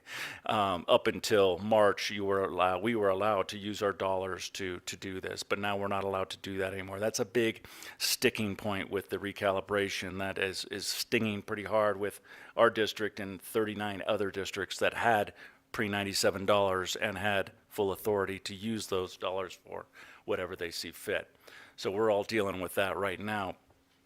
And we also even considered going out for a bond, because after the recalibration clamped down on our reserves and said you can't use it for this, we said, well, our community really wants this. What if we went out and asked the community for a few dollars per average household and much more for businesses? So we reached out to our big industry partners, the Trona mines, right? That's 80 to 85% of our property tax revenues, and so it's a big deal. So we talked with the managers, and they said it's just not good right now. They really are struggling. They're all cutting back. They're all laying off positions. They're all downsizing. We heard a lot of really sad stories about our Trona mines. So we thought, gosh, we could probably go out for a bond, and yeah, maybe we'd get enough votes. But the industries would really be suffering because they pay the lion's share of this, and we have a good partnership with them. Again, this area of our school is all about creating a workforce. These kids are very interested in the work, and our industries are very much in need of the workforce, so we have a good collaborative relationship we don't want to damage there. So out of respect, we're not considering, I'm thinking the consensus is, you can tell me otherwise tonight, but I'm thinking the consensus is, through multiple conversations over the last month, just to hold off on a bond idea for now. Maybe we can work with our legislators this winter, next recalibration, whenever, and maybe convince them to allow us to have our pre-97 dollars back. That would be very nice, and we could utilize those funds to help in this area. And we can also continue to apply for grants, big and large, because maybe we can meet halfway on a grant to get some of this done. Because remember, we do have major maintenance funds that can help with like the electrical and the HVAC and the dust collecting, those kinds of things. Once you start remodeling walls, and especially once you start expanding walls out to make more room, then it becomes a capital project that requires a lot more involvement. So that's just all the considerations of all the funding options. You know, we've been talking about this ad nauseum all year long. We have looked at this every which way we possibly can. Right now, I really feel like for the health and wellness of our students, I'm recommending we go forward, our students and our staff that work there every period, every day. It's important to have healthy air in there. So we're going to move forward, going out to bid to use our major maintenance funds, pending your approval tonight. And specifically within that bid, we're allowing a contractor just to take the whole thing, take the whole thing and do the HVAC, electrical, and move a couple interior walls and the dust collector and all that. Or individual contractors can just go, I want to do the HVAC. I'll bid on the HVAC because we really have to get that done this summer, the HVAC part. Or I just want to bid on the dust collector. Or I can move some walls. You know, we might get different smaller options coming in. All of that will come in between now and our next board meeting. We will then work with our facilities committee, which some of you are on, and we'll hash through, and our state representative, Jeremy. He zooms in all the time to these meetings too, to give the state perspective on how they can help with these projects too, and to make sure we're appropriately using our major maintenance as well. And then we'll come together with a recommendation to bring back to our next board meeting, June 9th, so that my hope is we have a solid plan to move forward with some of the upgrades on our current footprint, the drawing that you see in front of you on the screen and on the left up there, but we can make it much cleaner and safer for our students and our staff. So I'm recommending that we go out to bid for RFPs to use our major maintenance funds to upgrade these facilities. Thank you. Do I have a motion to go out to bid for the GRHS CTE major maintenance improvements? So moved. Moved by Tom. I second. Second by Tommy. Any discussion? All in favor? Aye. Aye. I just want to make a comment if I can. Yes, go ahead. We have explored just about everything. Yes. There are things we can do within these walls that allow some other funding sources within, but we need help from our legislators with the cash carryover. That would free up millions of dollars to do this kind of work. We're waiting on a decision from the Supreme Court. But this has to be addressed. This is a good time of the year to step in the welding shop in the middle of the day. And and I've worked out in industry for a long time, and if we were in that atmosphere out in the workplace, we'd be wearing masks, all of us. So, I mean, it's just not a safe environment. It has to get addressed. The welding shop is in dire need. Anyway, we just got to do something, and we don't want to go to bond. We have a great relationship with our industry. We're just trying to explore all options, so. Thank you. Madam Chair, I'd like to add a comment as well. You know, I think as we initially looked at this project and the need for it within our district, it was evident, the need for skilled workers in the labor force. It was absolute, and it was being requested. I think the scope was correct. We looked at this holistically, and we wanted to do it all at once. The philosophy was good, and unfortunately, we couldn't move forward because of some limitations that were stipulated on us. The upgrades needed for our CTE facilities need to get done. This is for the health and safety of our students and staff. Thank you. Any other comments? Okay. Any opposed? Motion carries. Thank you. Next, we have consider approval of the GRHS speech and debate monetary request for nationals.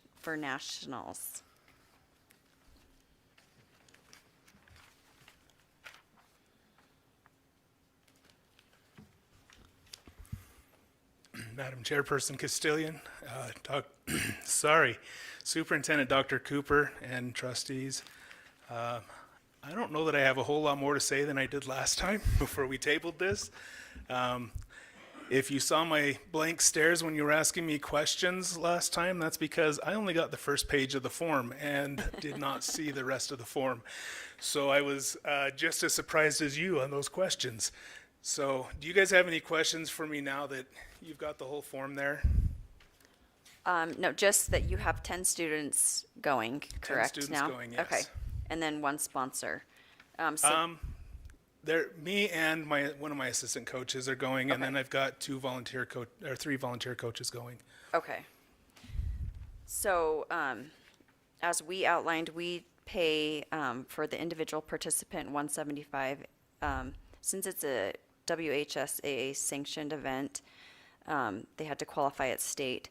So then registration, we cover $75 of the registration cost, so that's $250 per student. And then we do $175 for one sponsor and $75 for a sponsor registration. So the total amount that comes out to is $2,750. I'll motion to approve. Moved by Tom. Second. Second by Tate. Any discussion? All in favor? Aye. Aye. Any opposed? Motion carries. Good luck. Thank you. All right, next. Thank you guys for your patience. Consider approval of Skills USA request for National Leadership and Skills Conference. Hello, Madam Chair, members of the board, and Superintendent Cooper. My name is Nixie Guzman, and I'm here to ask you for support in helping me attend the Skills USA National Leadership and Skills Conference in a couple of weeks. At the Wyoming State level Skills USA competition, I had earned first place in the Baking and Pastry Arts competition. I am very excited for the opportunity to represent both Green River High School and the state of Wyoming at the national level. My advisor, Marissa DeClerc, and I have been fundraising for the last month by selling cupcakes and holding 50-50 raffles, but we still could use help covering the registration fees, which are $300 each. Any amount would help, and we truly appreciate your consideration and support. Thank you all for your time. Okay, thank you. Congratulations. Thank and you. that is amazing that you were able to bake that much stuff in 3 hours. I am thoroughly impressed. Thank you. So, you have a sponsor going with you, correct? I'm going with her. Okay. So Denied. he just wants whatever you're baking. Let's see. So we do $175 per participant plus the 75, so that's $250, plus we do the same for your sponsor. So total, that would be a $500 donation. Okay. Can I get a motion to approve? So moved. Moved by Michelle, I second. second by Tommy. Any discussion? Are you going to give us samples? I mean, I can. The cupcakes. When's the next Yes. board meeting? You are the only student from Wyoming competing in the bakery and pastry? Yes. Wow. Outstanding.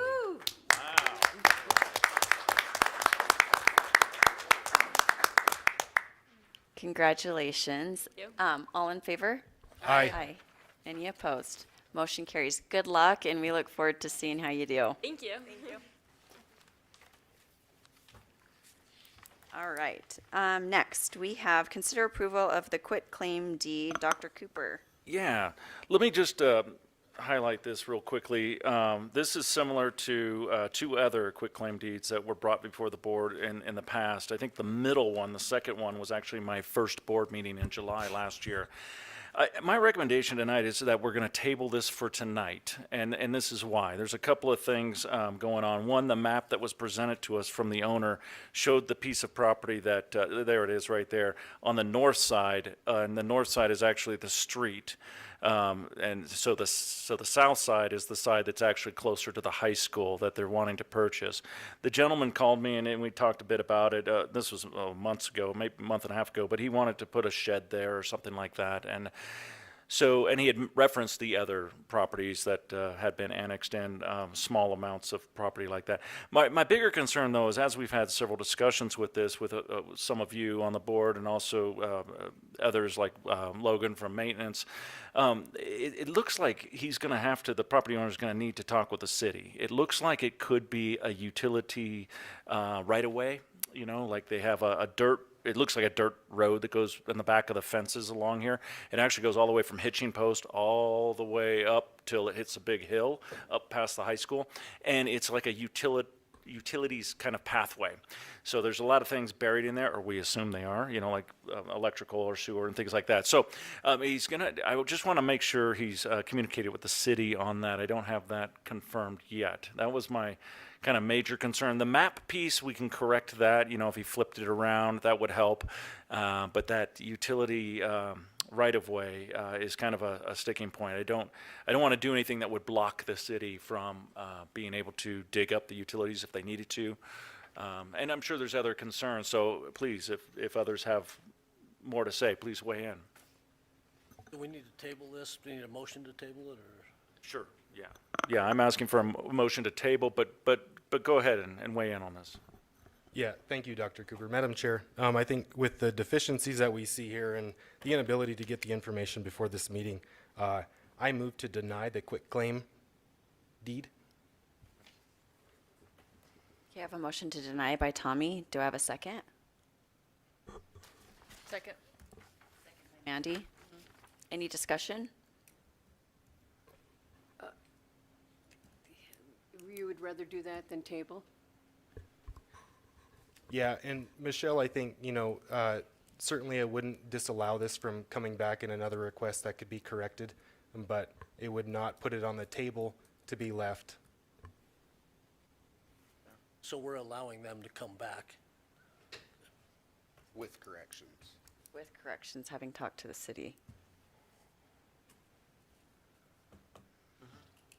Okay. Any other discussion?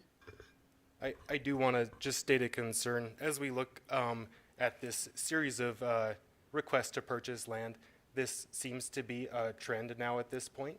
I do have concerns that this is not something that's sustainable for district property, and is not equitable for us to offer this to every person that adjoins school district property.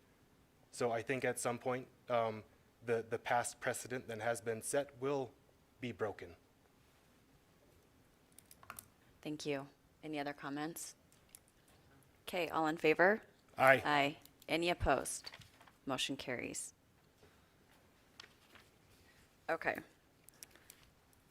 Next, we're going to skip 10.04 because we already covered that on the CTE.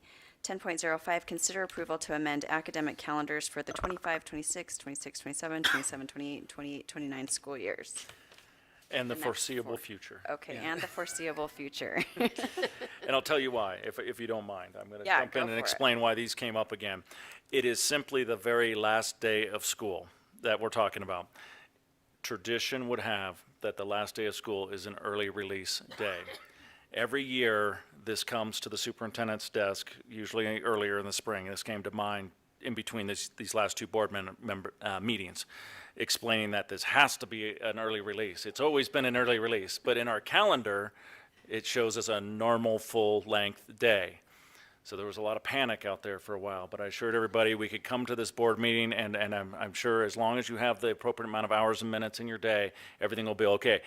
One thing, it's noted in red there, though, the Expedition Academy still needs to go to 2:20 this last day of school on this calendar to make sure they get enough of their minutes and hours in. Every other school, we triple checked. They have enough hours and minutes to meet the state requirements to receive full funding for all the ADM, right? So that's one small adjustment for this first calendar, that one that ends this month, or actually it ends next month, June 2nd. All the next 3 calendars that you approved months and months ago, we did all this calendar work. We are also asking tonight that you approve that all of the last days on all of the next 3 calendars have an early release last day, as noted in these drafts. And we have enough minutes and hours for all the schools, even Expedition Academy. So that's what we're asking for tonight. Perfect, thank you. Can I get a motion to approve the amended academic calendars for this year and then through 2029? So moved. Moved by Tom, Second. second by Michelle. Any discussion? All in favor? Aye. Aye. Any opposed? Motion carries. And congratulations to the teachers that they aren't entertaining for an entire day. Next, we have 10.06, consider approval for general fund amendment. Katie Harder. Okay. Good evening, Madam Chair Castilian, Board of Trustees, and Superintendent Dr. Cooper. This first amendment is for the general fund. So the first step here was line 8, and originally this was to buy buses with special reserve for equipment. However, the buses were purchased out of general fund money, so that money was moved back into special reserve for equipment. Second, the FFA buildings, electricity, and water were also being purchased with impact aid money. But because this money is currently held harmless, similar to like what the pre-97 used to be, we want to leave that money alone, and so the FFA building, electricity, and water will be purchased with general fund reserves. Finally, line 19 is we are requesting to move $1.5 million to special reserve for equipment. This will help us purchase technology equipment such as computers and other technology updates as needed, and transportation equipment, buses and other vehicles within the fleets as needed, and any other equipment in the future that we will need. So with that, I ask for your approval of this amendment. Thank you. Can I get a motion to approve the general fund amendment? So moved. Moved by Michelle, Second. second by Tate. Any discussion? So Katie, just to clarify, that 1.5 is coming from reserve to capital projects, or going to capital projects, It's right? going to special reserve for equipment. Okay, from our reserve? Yes. Okay. And this will help us get down to the 30% Yes. we need to be at, just so. Otherwise, we have to do something else with it. But this will help us get it to the 30%. Right. Which we're mandated to be at by July 1. Yes, it will help that one. Thank you. All in favor? Aye. Aye. Any opposed? Motion carries. Next, consider approval for special reserve equipment amendment. Oh, we already did. So this is the other side. We have to do it on Oh, both gotcha. sides. So this is just a mirror of what I did with the general fund. So I ask for your approval on this amendment. Okay. Thank you. Can we get a motion to approve the special reserve equipment amendment? So moved. Moved by Mandy, second by Tom. Any discussion? All in favor? Aye. Any opposed? Motion carries. Next, consider approval of the capital project amendment. Okay, this is the mirror side of the rec board, one that we did earlier this evening, just updating the amount spent for the Wolves Stadium scoreboard. Thank you. Can I get a motion to approve the capital project amendment?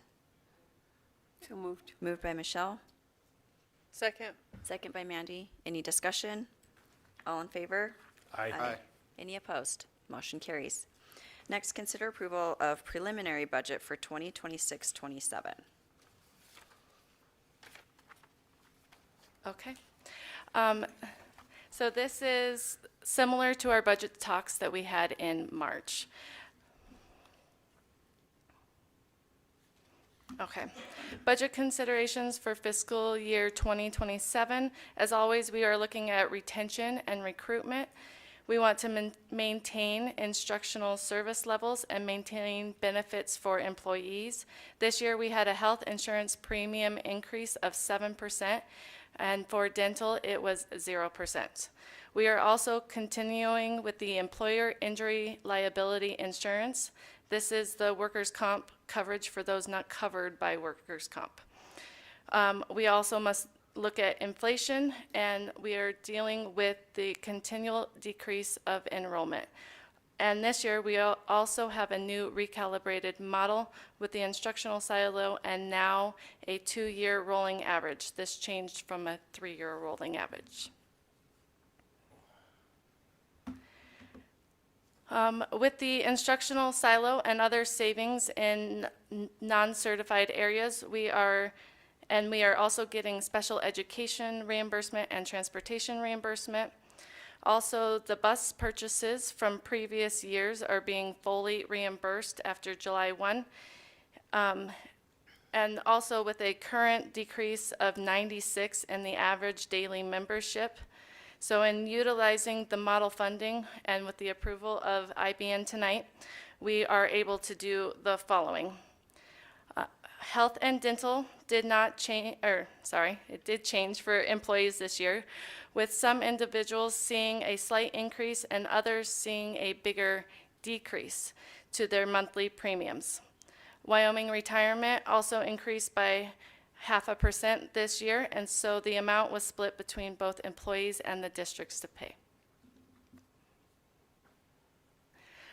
We will also continue to utilize grant funding. We have one more year. The Stronger Connections grant will finalize in September, and the TIS Community grant will finalize in December. And as always, we are continuing to ask for funding through BOCES.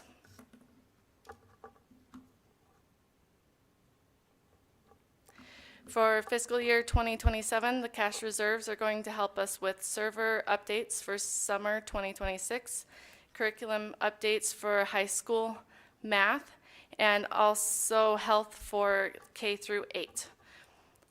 We are looking at the materials needed to fill the requirements for the K-12 literacy bill. We are currently required to have our reserves to 20% by June 30th, 2028, and we are anticipating at being at 18.79% on June 30th. Please note that this is before adding the pre-97 funds and the new calculation starting July 1st. These are our preliminary assessed valuation numbers. The county is still working on these numbers, and I will have a final numbers for you in July. The decrease you are seeing here is from changes in railroad, utilities, and minerals. I'm sorry.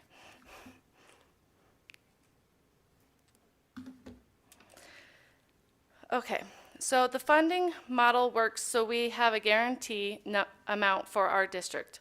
Our payments come from the county with mineral and non-mineral taxes.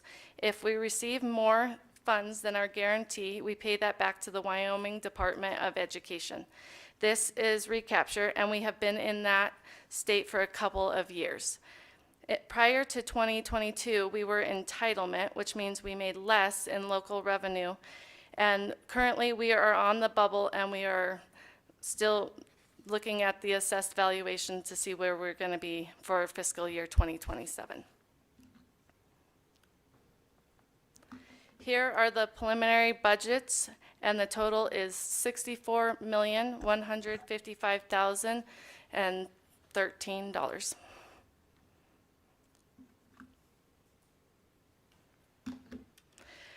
Some budget highlights: the nutrition subsidy will be $400,000, which is $100,000 less than this current year.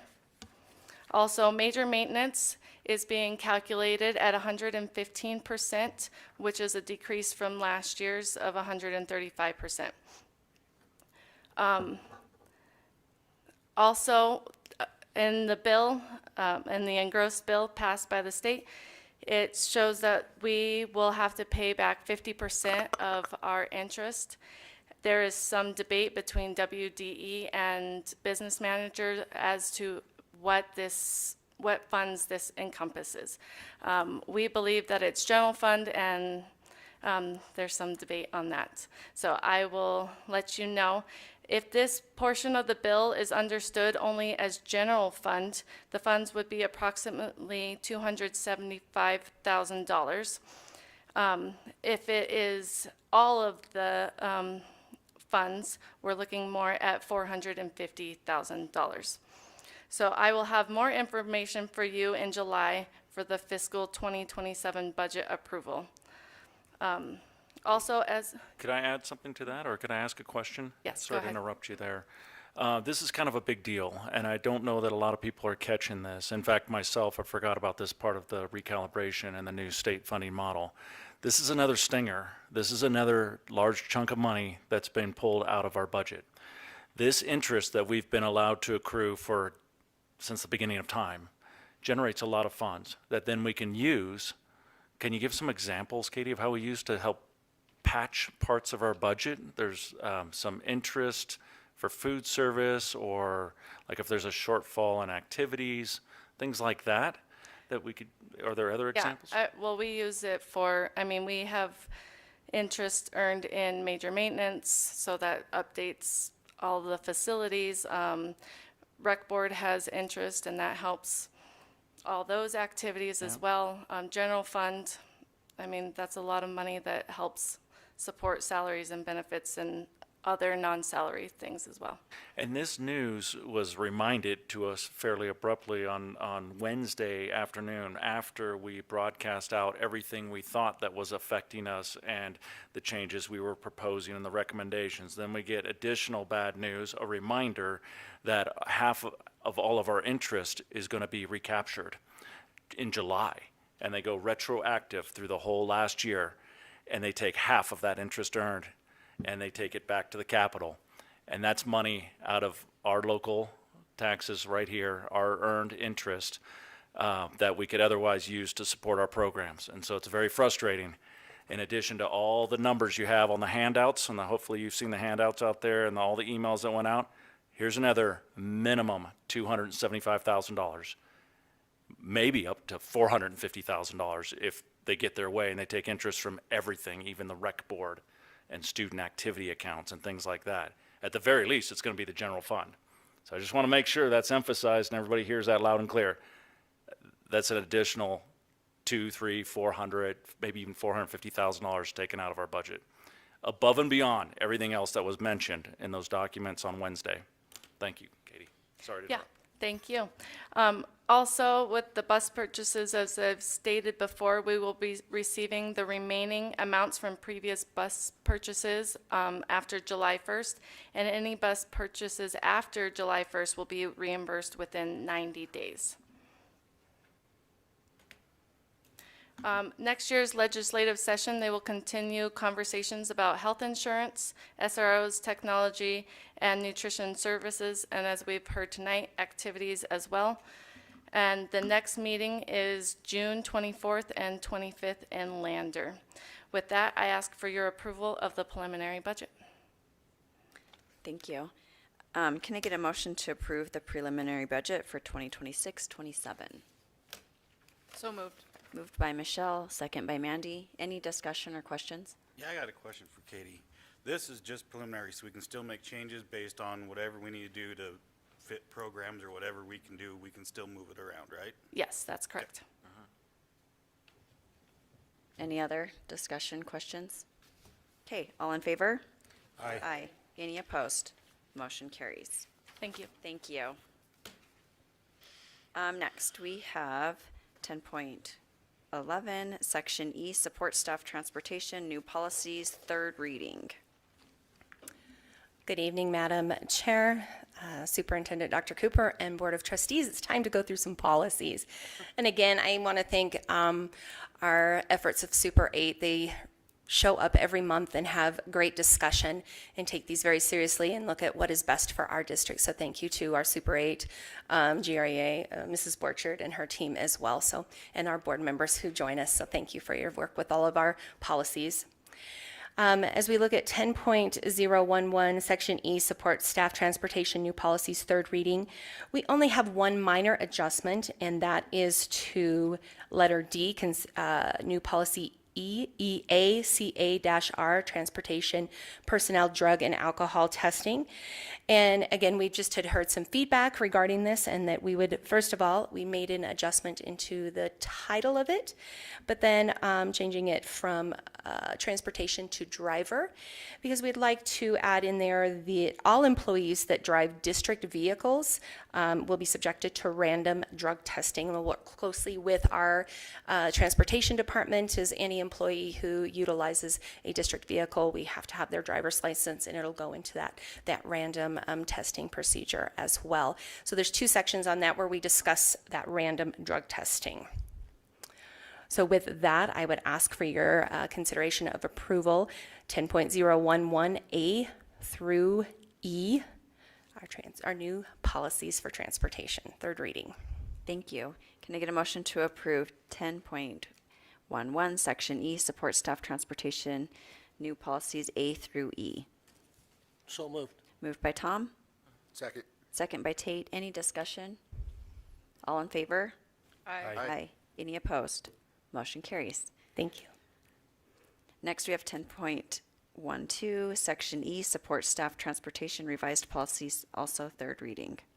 At this point, there are no adjustments or any changes made to this section of policies, 10.12 A through C. So at this point, I request your consideration of approval for those policies. Thank you. Can I get a motion to approve 10.12, Section E, Support Staff Transportation, Revised Policies, A through C? So moved. Moved by Mandy, Second. second by Michelle. Any discussion? All in favor? Aye. Aye. Any opposed? Motion carries. Next, 10.13, Section E, Support Staff Grounds, New Policies. This is second reading. 10.13, letter A, we have just made one minor adjustment, just as it fits kind of with the title, Building and Grounds. We added grounds also to that paragraph. That was the only adjustment on that policy. And then on policy EBAB, hazardous materials, we are now up to date with the MSDS to the SDS. So we made all those changes through that policy to reflect SDS sheets. Thank you. Can I get a motion to approve 10.13, Section E, Support Staff Grounds, New Policies A through D with those minor adjustments? I so move. Moved by Tommy, Second. second by Dan. Any discussion? All in favor? Aye. Aye. Any opposed? Motion carries. Thank you. Next, 10.14, Section E, Support Staff Grounds and Transportation, Revised Policies, also second reading. We just had one adjustment made to this, and that is 10.14, letter B, which is policy EBBA-EBBB, accident reports. And I know, Mr. Wilson, we talked a little bit about this at our last meeting and took this back to Super 8 and had some deeper discussion regarding this. And on page 2, really looking at some language centered around how are we submitting, who is submitting. And at this point, we'd like to move forward with using reasonable judgment on there to support that accident reporting. Thank you. Can I get a motion to approve 10.14 Section E support staff grounds and transportation revised policies with the minor adjustments to letter B, and that's A through E? So moved. Moved by Tom, Second. second by Mandy. Any discussion? All in favor? Aye. Aye. Any opposed? Motion carries. Next, we have 10.15 Section E support staff, and these are first reading. We'll start with letter A, new policy JICJ, student use of cell phones, smart devices, and other electronic equipment. Yes, this policy, first of all, has been sent out to our administrators for feedback as well. This is also a policy that has been put forth that we need to have in place by our July meeting, so we have brought it forth today. And this just covers the cell phones, the smart devices, and other electronic equipment. And just a few highlights through this policy. First of all, we know, and I believe a lot of this is currently the practice, and there may be some adjustments as we go through each year as we respond to students and what we see occurring in our buildings. But at this point, the use of cell phones, smart devices, and those other electronic equipment on campus, students can use them before, during passing periods, before school, during passing periods, lunch, after school ends. And really in special circumstances, the building principals and many other authorized folks can allow them to use those devices in other times. We also have some there's some special circumstances that may be authorized by building administration or a teacher that the cell phones and smart devices may be used during instructional time, and that'll be at that discretion of the classroom teacher. And one of the pieces that came forth with that as we visited with Mrs. Hemphill was some of the dual and concurrent classes that she teaches, those kids have to have that phone to have that authorization, that second authorization as they log in.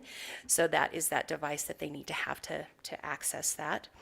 And also another highlight of this, that these devices must be non-accessible during the class, like backpacks, purses, and we want them turned off. We want them silenced and in that non-transmitting mode. We don't want them interrupting that instructional time.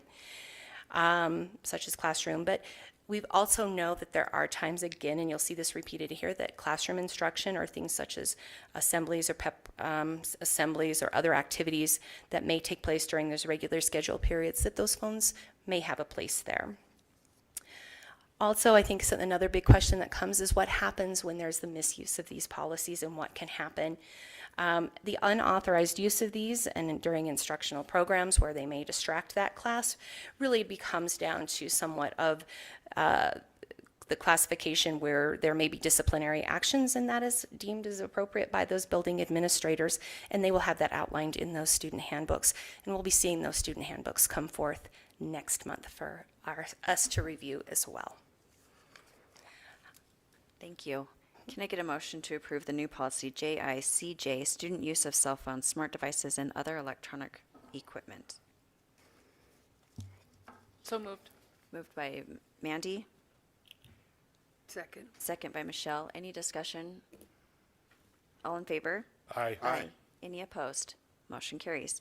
Next, we have new policy EJ, sex designated facilities. Another piece on this policy, EJ, sex designated facilities. Really, I want you to know this practice is currently in place in our buildings, and we are now putting that into our policy. I think, first of all, that every multiple occupancy restroom in our district or changing room owned by Sweetwater County School District Number 2 will be designated exclusively for male sex or female sex. There may be reasonable accommodations that may need to be made in those multiple occupancy areas, where such as, and as you can kind of see through some of these letters down below in the explanation here, persons that may need to enter these facilities in these changing rooms or even sleeping quarters that are designated by the opposite sex when entering for the following reasons, and that really anywhere from the custodial or maintenance repair or inspection purposes, if there's an emergency situation happening. Another piece, and I think we may run into this with a lot of our sports activities, is when there's not a suitable meeting room and it's during games or in the middle halftime type things and there's not a place for them to go meet outside of the locker room, that those could be given accommodations as well. Also, any parent that may be helping a student in those restrooms, another accommodation can be made for them in those situations. So those are just some of the main aspects of those accommodations that may be made as well. Thank you. Can I get a motion to approve the new policy EJ, sex designated facilities? So moved. Moved by Tate, Second. second by Dan. Any discussion? Yes, is that the biological sex assigned at birth? You know, there's some deep definitions centered around that, and we spent a little time looking at what that says. Yes, that's how that would be. No, XX chromosome or XY chromosome. And understanding too, there will also be options where there could be a single facility that a student person could also be used if the multi bathrooms are not something they feel comfortable utilizing. Anne Marie, is this aligned with the legislature's Yes. new bill, What is a Woman? You know what, I'm not sure if that is completely aligned with that. I mean, this is coming from our legislature, and as you noticed at the top, it does reference Wyoming state statute, so I guess I need to come back and say, yes, it probably is, but I can find out if that is specifically aligned with that. But this is coming from our state statute. Thank you. Any other discussion? All in favor? Aye. Any opposed? Motion carries. Next, we have new policy EBBD/GBED,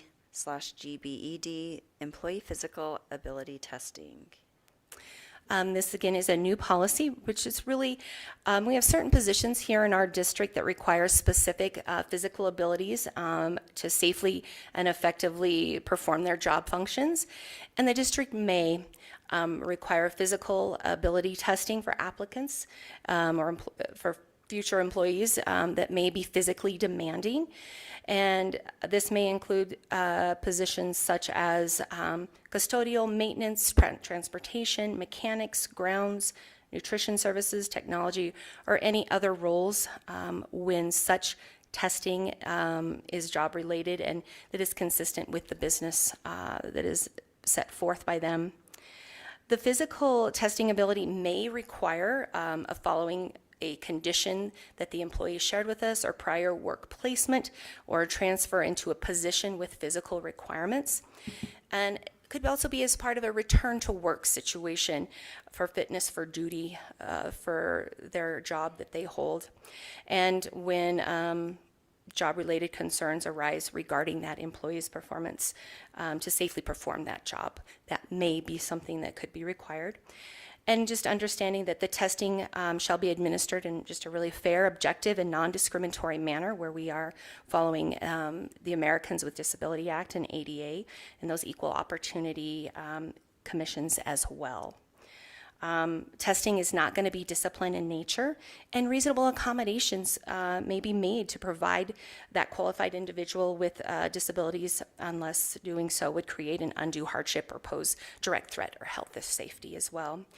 And really at this point, our Human Resource Department will determine those appropriate next steps if we were to determine that they weren't fit for the specific job, and look at each specific situation on an individual basis. Thank you. Can I get a motion to approve the new policy EBBD/GBED, employee physical ability testing? So moved. Moved by Tate. I second. Second by Tommy. Any discussion? All in favor? Aye. Any opposed? Motion carries. Next, revised policy GDBDA, support staff sick leave and emergency leave. This is first reading. Yes, first reading. We have had some healthy discussion with our GREA membership as well as we went through our IBN process, but this is for any newly hired classified support employees, and their leave benefit shall be prorated based on the employee's first working date and made available as follows. So upon hire, employees will be granted up to 5 sick days But then after 45 days of working, the employees will receive their remaining balance of their prorated sick leave, which could be up to 15 days in total and up to 2 personal days. Again, that'll be prorated accordingly depending on their hire date. And our 12-month employees, after that 90 days, they will receive their vacation days. It could be up to 10, and then again, that'll be prorated out accordingly to their hire date as well. And we did add one more piece we noted was missing in this, and that is maternity leave. We had the paternity, but we did not have the maternity, which we do also honor there. Thank you. Can I get a motion to approve the revised policy GDB-DA, support staff sick leave and emergency leave?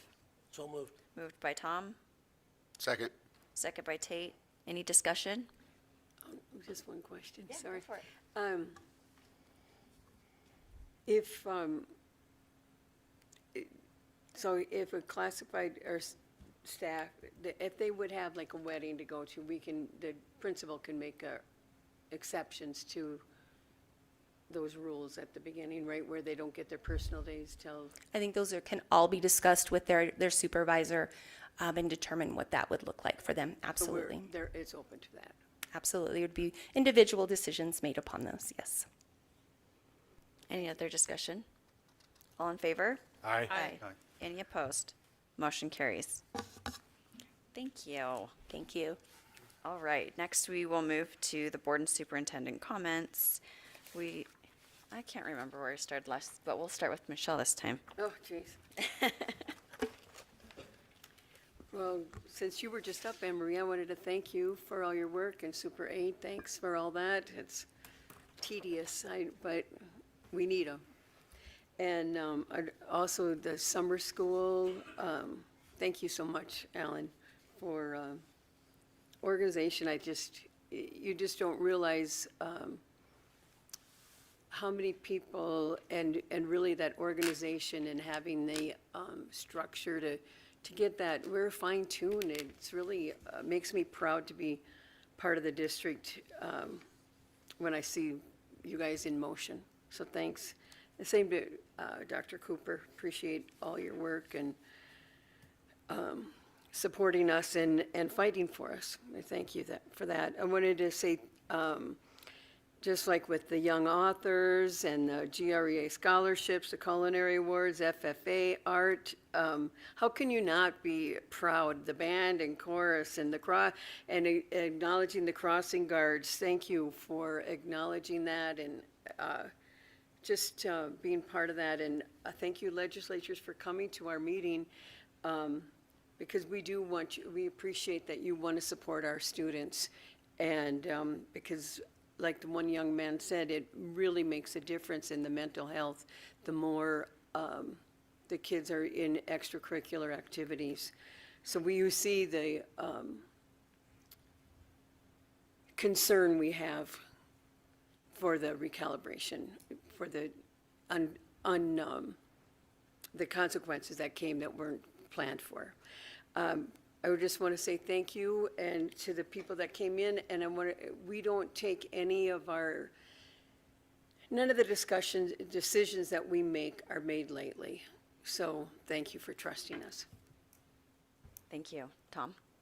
Okay, well, I'll echo that. I really appreciate the groups and individuals who spoke tonight and those who came in individually and as groups and spoke behind closed doors. You're passionate about what's going on and understand too that we have a budget to balance and we have to, as it sits right now, we've got tough decisions to make unless something changes.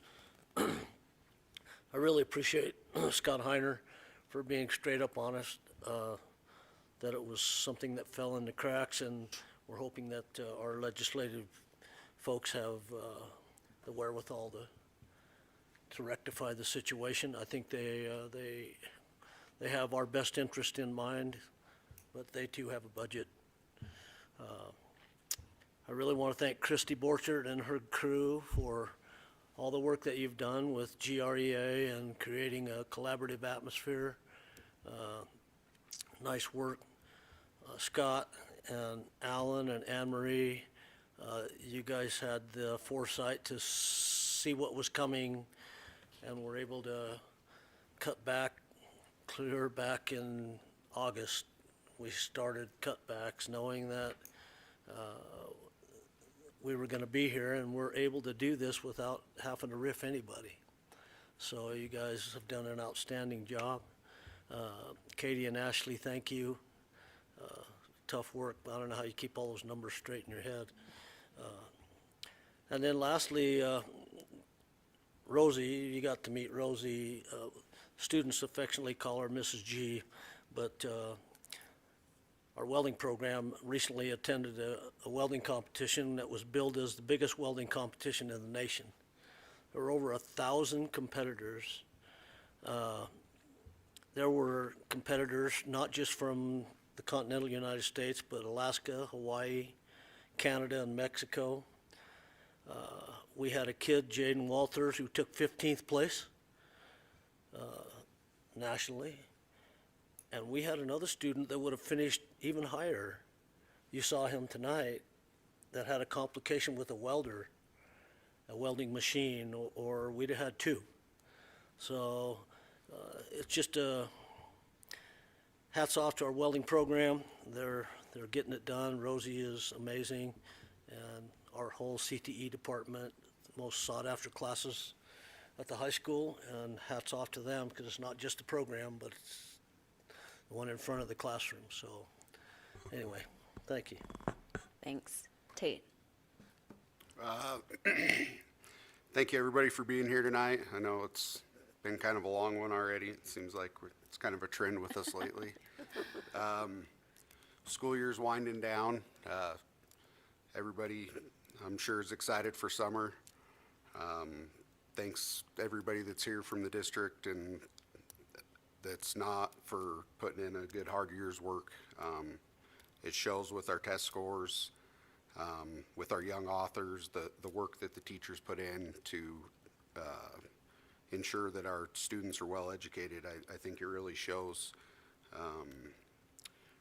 Legislators, thank you for being here. It's appreciated that you guys can show up and listen to public comment, listen to concerns.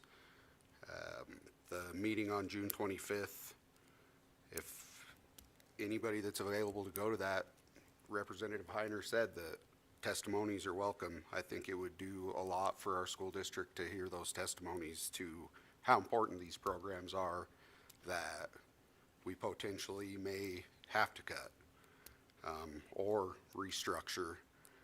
With that preliminary budget, nothing set in stone. We are planning on having a board workshop to go through the whole activities budget and see what we can do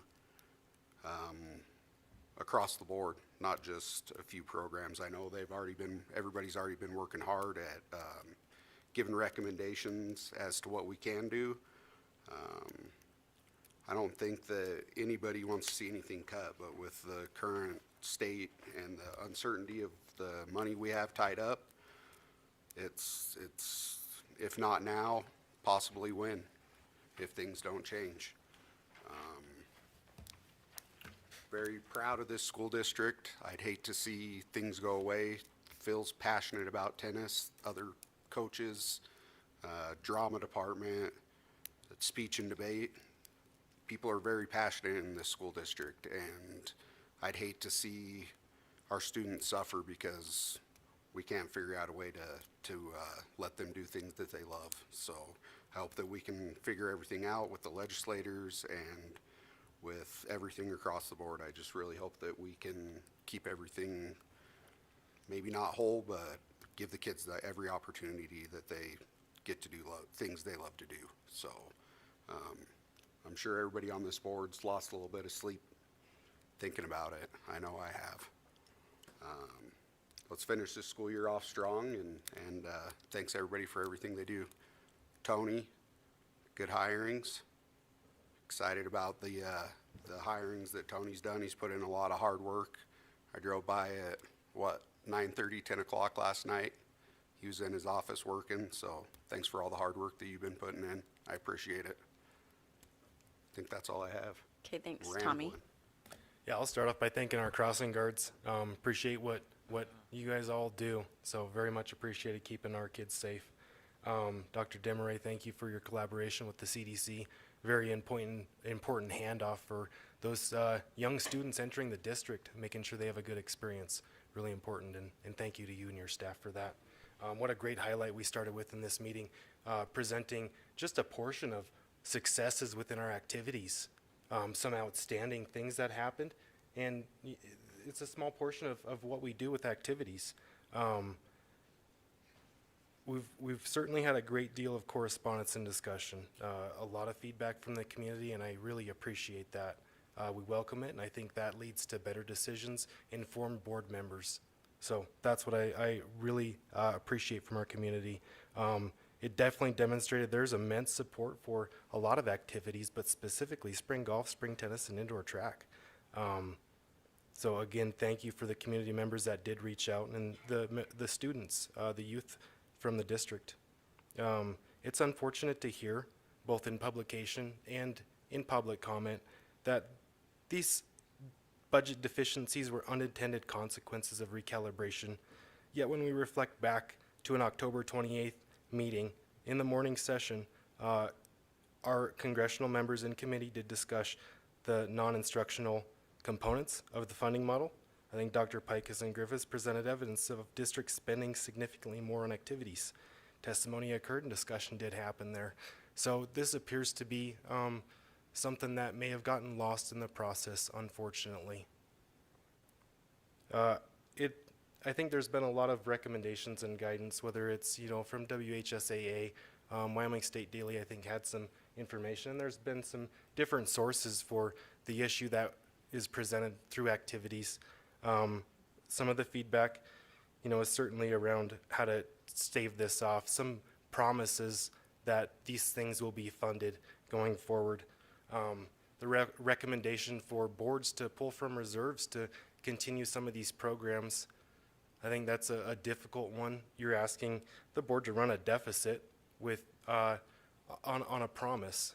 And we look at our state, and we have approximately $36 billion in reserves at that front. So a bit unequal on that ask. Thank you. Thanks, Mandy. I'll keep it short because it's been a long night. Went to honors night last night. First time I've ever been to that, so great job up there.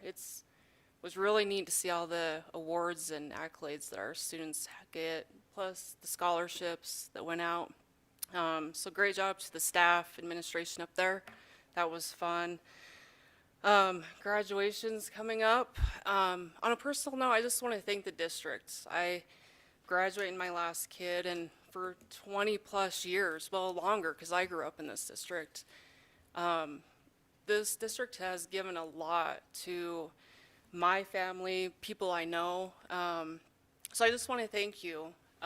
It's going to be different not having my own kids in this district, but I'm glad I still get to be a part of it. So thank you to all of you that helped along the way, and hopefully you'll get to teach my grandbaby here in a couple of years.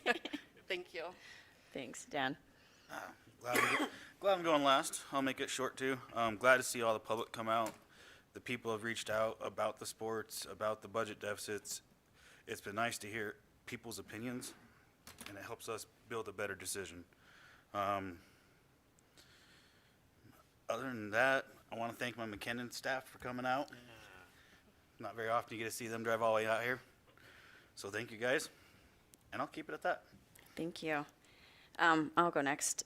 So I just want to thank our legislators for joining us tonight, and to all of those who commented and that have reached out to the board. And thank you to our legislators for recognizing that the instructional funding needed to happen, because it does allow us to offer competitive salaries and to be able to be a good district. I also just want to thank, it takes a lot to run a good district, and including the instructional staff, but we also have our maintenance, the IT, transportation, nutrition, administration, our support staff, our crossing guards. I mean, you can go on and on of all the people that we also have to fund. And so thank you to everyone who puts in all the hours and dedication to making it a great district. On that note, we have a lot of great teachers, and we have our Teacher of the Year nominees. So I'll just read those off for 2020 or is it 2025, 26? 2025, Okay, so the 2025-2026 nominees is oh, it is 26, 27 nominees. Okay, perfect. Perfect. Okay. So we have 5 nominees, and next board meeting we'll announce that, who the winner is.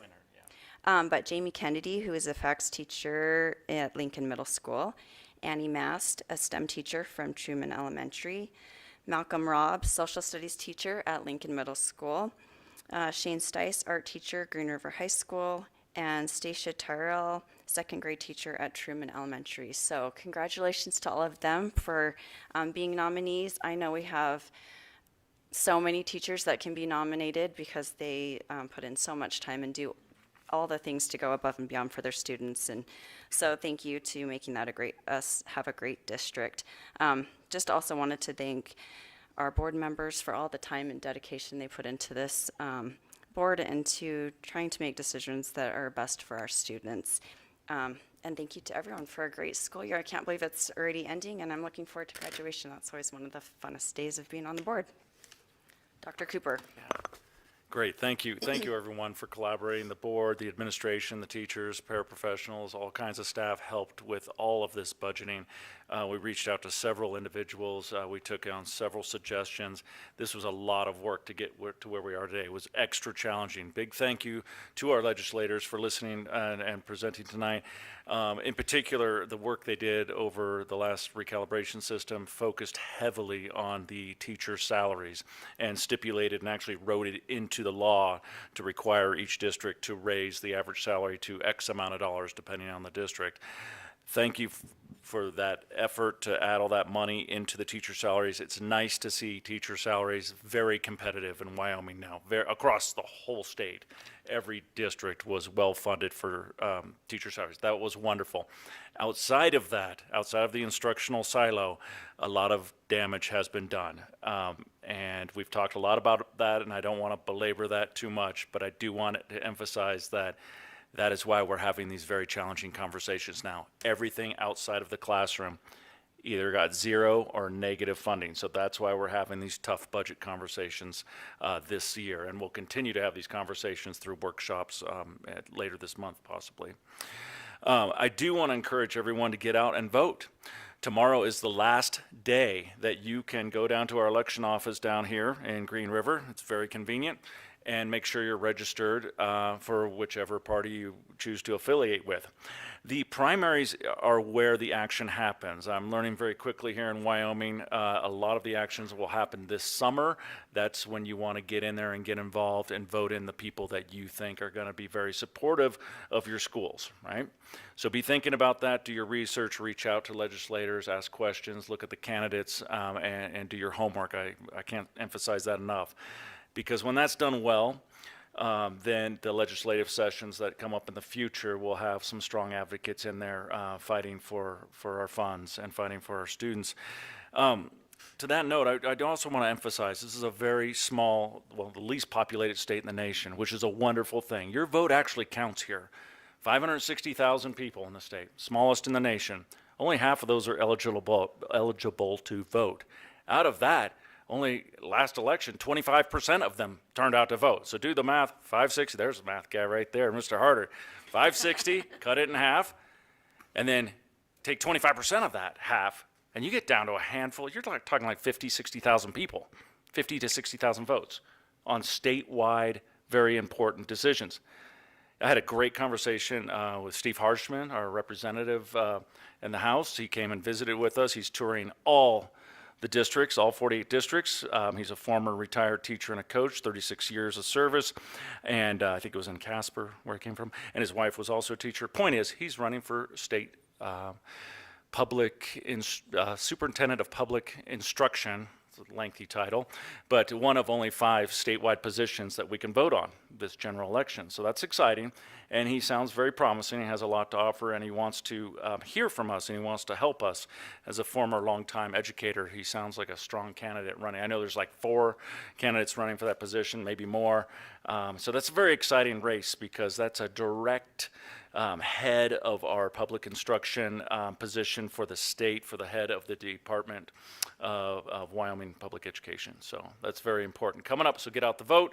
Shout out to Tony. Tony, excellent work. Yes, he is working 9, 10 o'clock. We've got a little cot in there for him. He just takes a nap and he gets up and does it again. No, amazing work. This has been a lot of extra nights, hours, weekends, not just all the events and activities that are going on, but all the coaching hiring, all the budgeting is really taking a hyper focus in activities. We're really drilling down into, it's very passionate, very emotional work, as you saw tonight. That's the part of the budget that's really, really challenging. Other things, we whittled away nearly 1.2 and change million in ongoing operational expenses across the whole district. And like you mentioned, it started back in the fall, early fall. And we did all that work and didn't have any near the turnout like we had tonight. Once you get to, and that's what we tried to avoid, anything in the schools, activities, anything instructed, we tried to avoid all that and do the easier things we could trim back on, the less emotional pieces of our business. But we got now we're getting to the core where they keep reducing and reducing funds. And like I mentioned, there's even more. Our interest is going to be pulled back. And we're going to have to be tighter and tighter with our budget and starting to squeeze into student activities as we felt tonight. So thank you, Tony, because every day I'm talking with him about what can we do here? How can we adjust this? Come on, we've got to do something here. And he's been an instrumental help with that work, so thank you. Preschool graduations tomorrow night. I can't believe no one mentioned that. So I can't close out without mentioning that. This is our future, and I want to emphasize we have to encourage all these families to have more preschoolers, bring in more students. We need enrollment. No, seriously, birth rates are down, our kindergarten numbers are down. This trend is not good. Declining enrollment is a dark cloud that looms over us in many, many districts. You just can't avoid it. As the numbers go down year after year, we're averaging 94 students down. If you average the last 2 years, that's $1.2 million less revenue.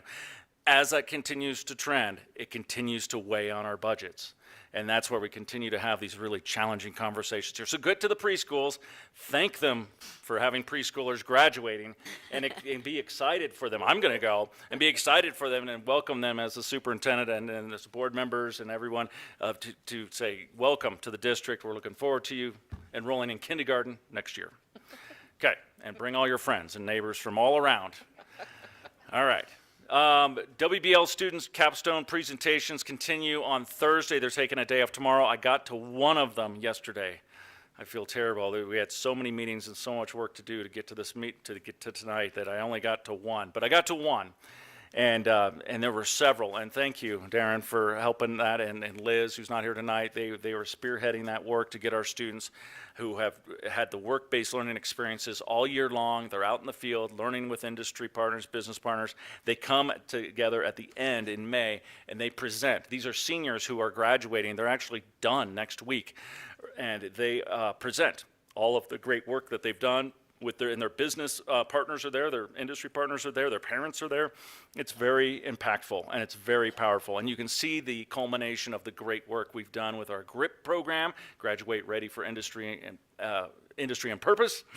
Get a grip on your future today. The tagline there, the pamphlets I'm always handing out. I got some right here in case you need some.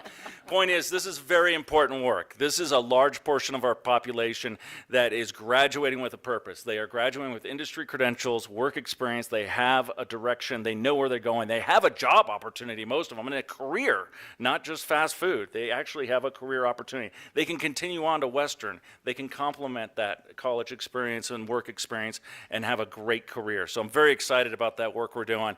We have 28 of them or so going through that these couple of days. Thursday, there's a whole series of them at the high school. If you want to stop by, just stop in, check in at the office, and they'll send you upstairs to where they're doing them. They're really impactful. We have 60 or 63 At last count, yes, I'm getting a nod, 63 high school seniors next year participating in work-based learning experiences. That is a huge uptick. It was like 24 last year. This year we got like 35-ish, 38, 63. The goal that we're going to get to is 90. 90 represents half of the 180 seniors. Now each year, each class is a little bit smaller, so maybe half will be like 80 next year. But we're going to get to half of our seniors participating in a work-based learning experience. And some of these seniors are even doing 2 semesters, 2 different industries. They get that experience. They get to graduate with those 2 great experiences. It's an outstanding program. So I'm very proud of Darren and the work that's been happening there. Thank you very much. And thank you all for supporting the GRIP program. Thank you. Skyline Trail Grand Opening. I can't believe you didn't mention that. That's Saturday, and JR's a part of that too. Saturday at 11 o'clock at the trailhead, and I believe it's the trailhead by the dump. And I don't know why you didn't do it at the college side, but that's okay. Maybe because there's more room. I don't know. You get the wafting smells of everyone on Saturday taking their trash to the dump. I don't know who. Hopefully the wind blows a different direction. Okay, it's getting late. Point is, that's going to be a fun time. That's a great, I hike those trails all the time. It is a beautiful trail system, and thank you to the trail committee and all that. And so I'm going to go and congratulate them. I think that's a great community asset for us. Thank you. Thank you for all your work there. Retirement parties. There are several retirement parties at all the schools. Okay, so watch your emails. Brooke's going to be sending out emails to you. There are several coming up next week. And they're usually like right after school or maybe 4 o'clock or 5 o'clock. So you're going to get email blasts. And if you can get there, come by and thank these wonderful teachers and staff members who are retiring after decades of service to our students. Seeing Sydney Hooten out here reminded me, and it's not on our agenda, and I'm sorry about that. We are starting something new at Lincoln Middle School, and it's the 8th grade celebration or send-off. And so it's something new for 8th graders, and it's coming up on Friday the 29th at 1:30 in the auditorium at LMS, and the idea is to celebrate these 8th graders as they're exiting Lincoln Middle School and heading to the high school. We're going to make a big to-do out of it for the first time ever, so thank you, Sydney, for stepping up to lead that challenge and get that started. I'm very excited about that because I like the celebrations, and it's a good opportunity to really get those 8th graders pumped up and ready to be freshmen the next year. So thank you, everyone. It's been a long meeting and a good meeting, and I thank you for your support and your hard work and your collaboration on this. Yeah, we've got a lot of fun celebrations coming up with all these graduations and 8th grade celebrations as well, and preschool tomorrow night. Thank you. Perfect, thank you. And we have no need for an executive session. So, I do not.